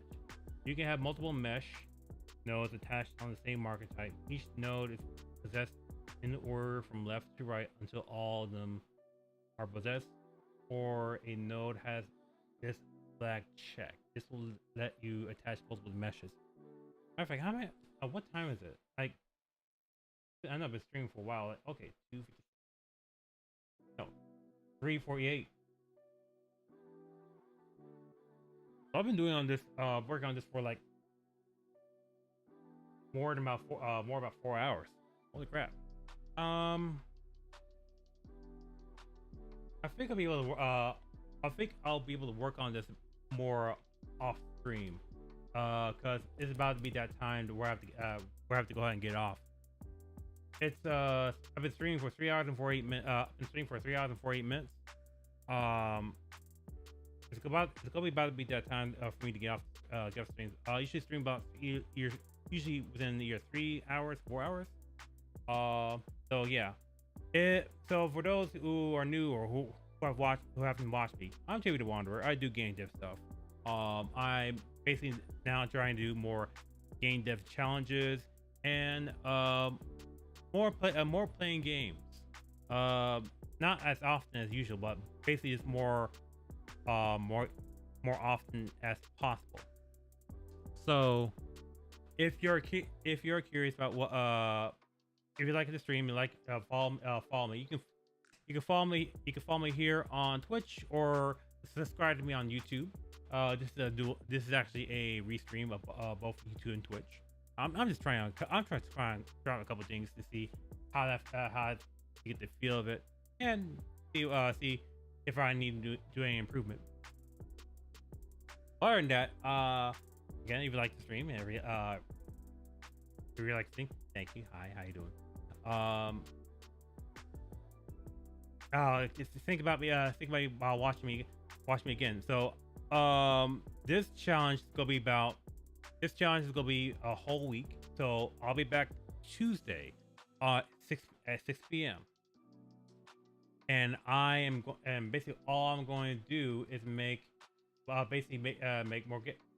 games. Just basically make this game and make this try to make this work. That's about it.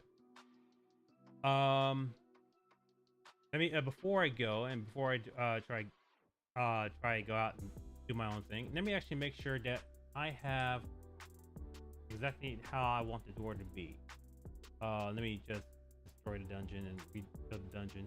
The door is still not the way I want it to be. I am confused why. Maybe I just scale up.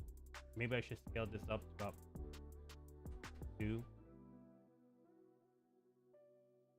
And would that fix it?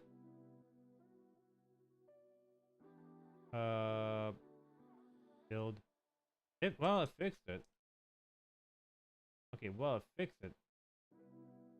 I'll definitely try to make this door more better than this, but okay. All right. So we have our rooms, we have our doors. We don't have a way to walk through those doors yet. So let me actually go and take care of that. I'm gonna make a just make it as simple. A box collision. And what this box collision is going to do is it's going to be attached to a door frame. And this door is going to be at a scale of, what the heck, 25, 1 by 1. I'll pull this up. We're going to do the box extent because for some reason I feel like I need to make use of this. Need to make sure it's actually scaled to the way I want to scale it to, and make sure it actually is at the area that I can be where I can activate and deactivate. All right, this should work. I'm gonna make this simple. Go get a box door. We're going to add event on begin and on end. And this is gonna be on actor. Like if this equals player pawn, there's only gonna be one pawn in the world, and that's gonna be the player pawn. We're gonna make sure that's true. We're gonna do the same here again. If the other actor is player pawn, we are going to play a timeline.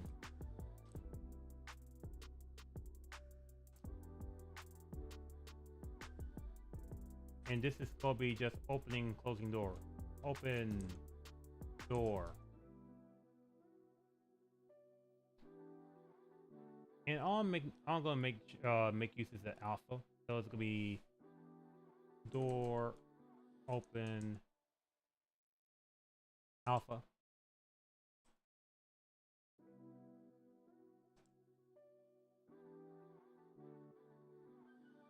And this is gonna be about 1 second. And it's gonna be so straight from 0 to 1. Make this value to 1 and 1 here, and 0, 0. That's it for that's kind of it for that. We are going to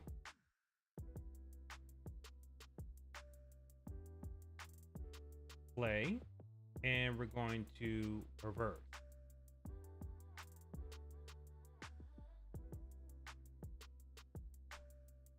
And from there, we're going to lerp.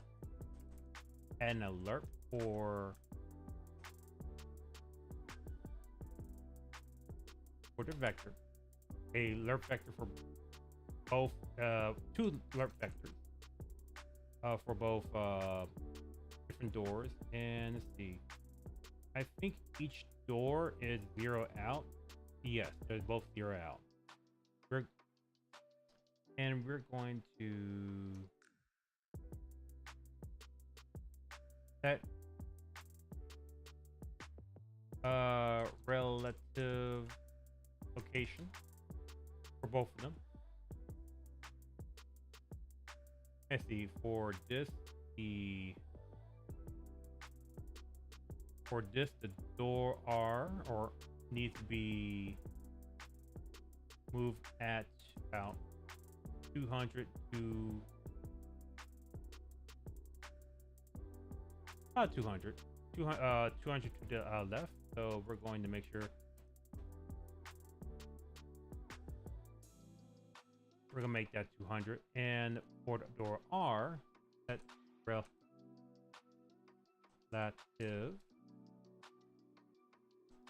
location.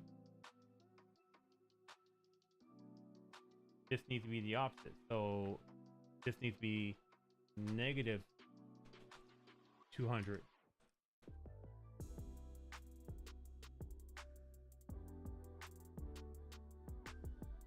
And that should be it. We don't need to worry about sleep or teleport.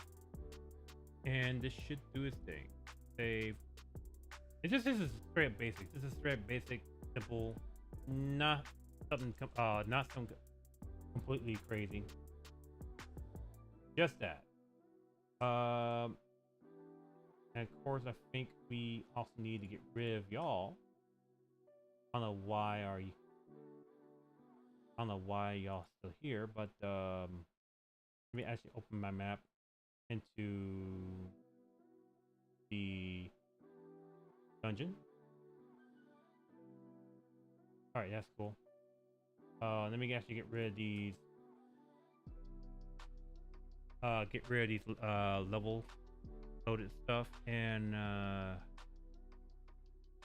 we just need to remove them. Visibility right here. Remove selected.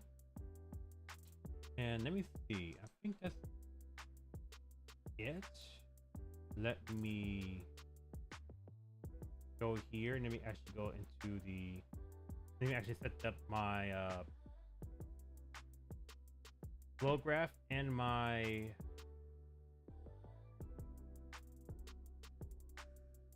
dungeon. And for the time being,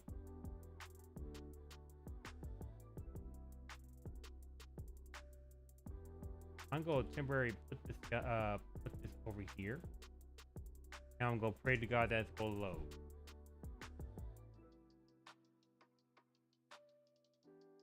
So I'm in 3. It hasn't loaded. I'm like, why have you not loaded? Okay.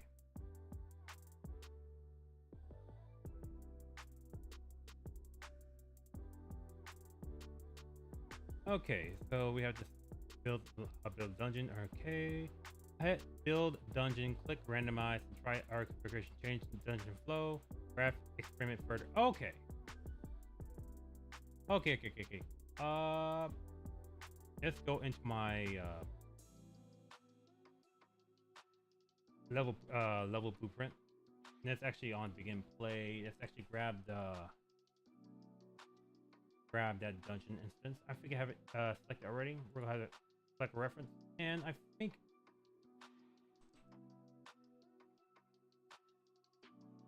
there is about DUNG dungeon. I can pretty much say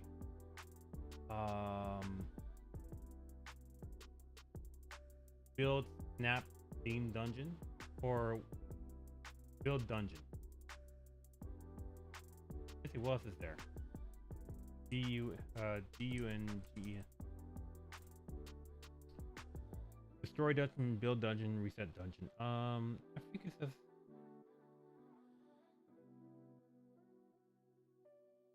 What does it have?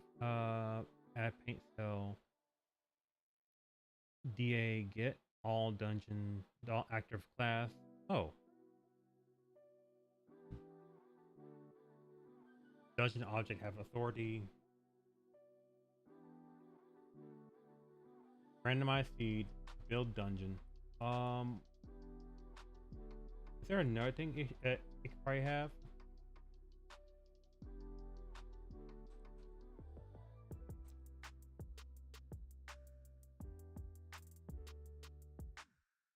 like assign on dungeon build complete. That's probably to be something I could push in later. Right now, but I think no, I'll probably do it right now because I want to add. There's one thing I'm probably missing that I haven't added in yet. But I want to try to test this out right now. There we go. So here we go. It's working. I can walk in the dungeon. And I'm getting bigger. No, it's getting brighter on these characters. I can move here.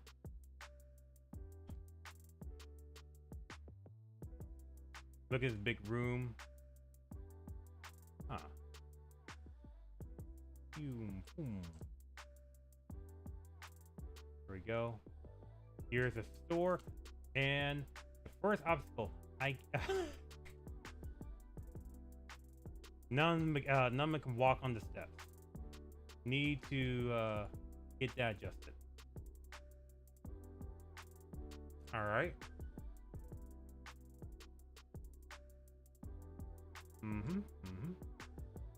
Let's keep going.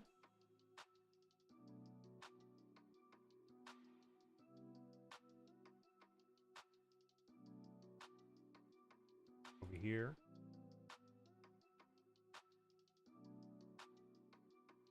And I feel the character is a little feels a bit slow. Let's go to the right. We ain't sure which way it's going to take us to the boss. So okay, here's the treasure room.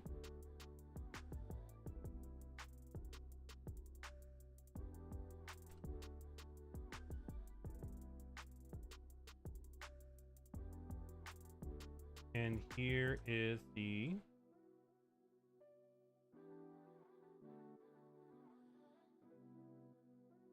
wait a second. Let's see if we get there fast by doing this. Nope, that's not it.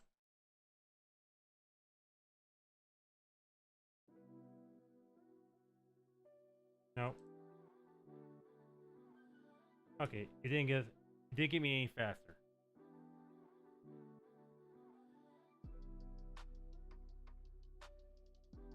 Here is the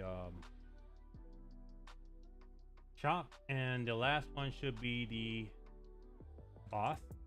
This is what the boss would look like. And the end should be okay. I don't think I don't think I added in the end. I don't think I added in the ending. Yeah, I didn't add in the end. So let me fix that and have that straighten up. That is just the app boss that we're gonna have move the end room. Let's see, but that's basically literally the gist of it. That's all I need. That's my whole dungeon. It's just straight basic, straight simple, nothing else. I'm probably gonna work on this a lot more off the stream, but that's the dungeon. That's the dungeon I want. It does exactly what I want, and it does exactly what I need. What I need to do now is I need to go through each room, and I need to make a way to have rooms spawn, have the enemy spawn on the rooms. I need to decide on how to make sure the player doesn't leave the room when a new wave is coming in. I need to make sure when the wave is over that there will be some items to drop, and I want to make sure those players pick up those items, or that might be a decision on stream where I can either decide where to have items pop up, or have items don't pop up, or maybe have those items be a rarity of when they pop up. And I will also need to make sure I'll also need to do some level design stuff. I think I'll probably do the level design. I'll I'll probably do some level design off stream as well. Um, but I might do the levels design stuff on stream. Because I think doing that kind of stuff will probably be a bit more interesting, because it's not me doing code and everything else. Code might get a little boring here and there, but I think just building some stuff will be probably add more interest. But that's kind of about it. If I'm looking at this, looking at my thing, I only got the random generated map done, and we have some different submaps, but we are not completely done here.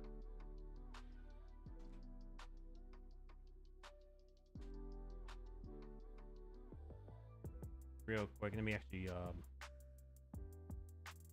make a copy of this so we know this is exactly what I'm looking for. So we know what's exactly happening. We also need to do some different submaps. Like I said, I'm pretty much do a level generation. We need a combat. I need to set up a combat manager so we know when we walk in the room, it will trigger to do combat and release a reward in the room if done right. And I need to make sure that all these things are actually set up and ready to go. And I think the last one I need to do, I think the couple things I need to do is make sure I have new enemy types and boss at the final level. Hopefully I will probably get that done within Tuesday or at least Wednesday. I am trying to make sure Wednesday, Thursday, Friday are the days I'm going to do. Then I'm going to do art and assets, where we do 3D or 2D, or setting up the level. And once that's all done, and once that's all set up, we should have I'll have to do some polishing, make sure that we have everything we need before the Saturday deadline, and release the game on Saturday. So that's gonna be it. Thank y'all for coming by. Thank you for watching. If you like the stream, make sure you follow me on make sure you follow me here on Twitch, or follow me on or subscribe to me on YouTube. And if you like to, you can follow me on X or Twitter, whatever it's called, where I'm basically doing some things. Thank you very much. So thank you for coming by. Thank you for watching. I'll see y'all next time. All right.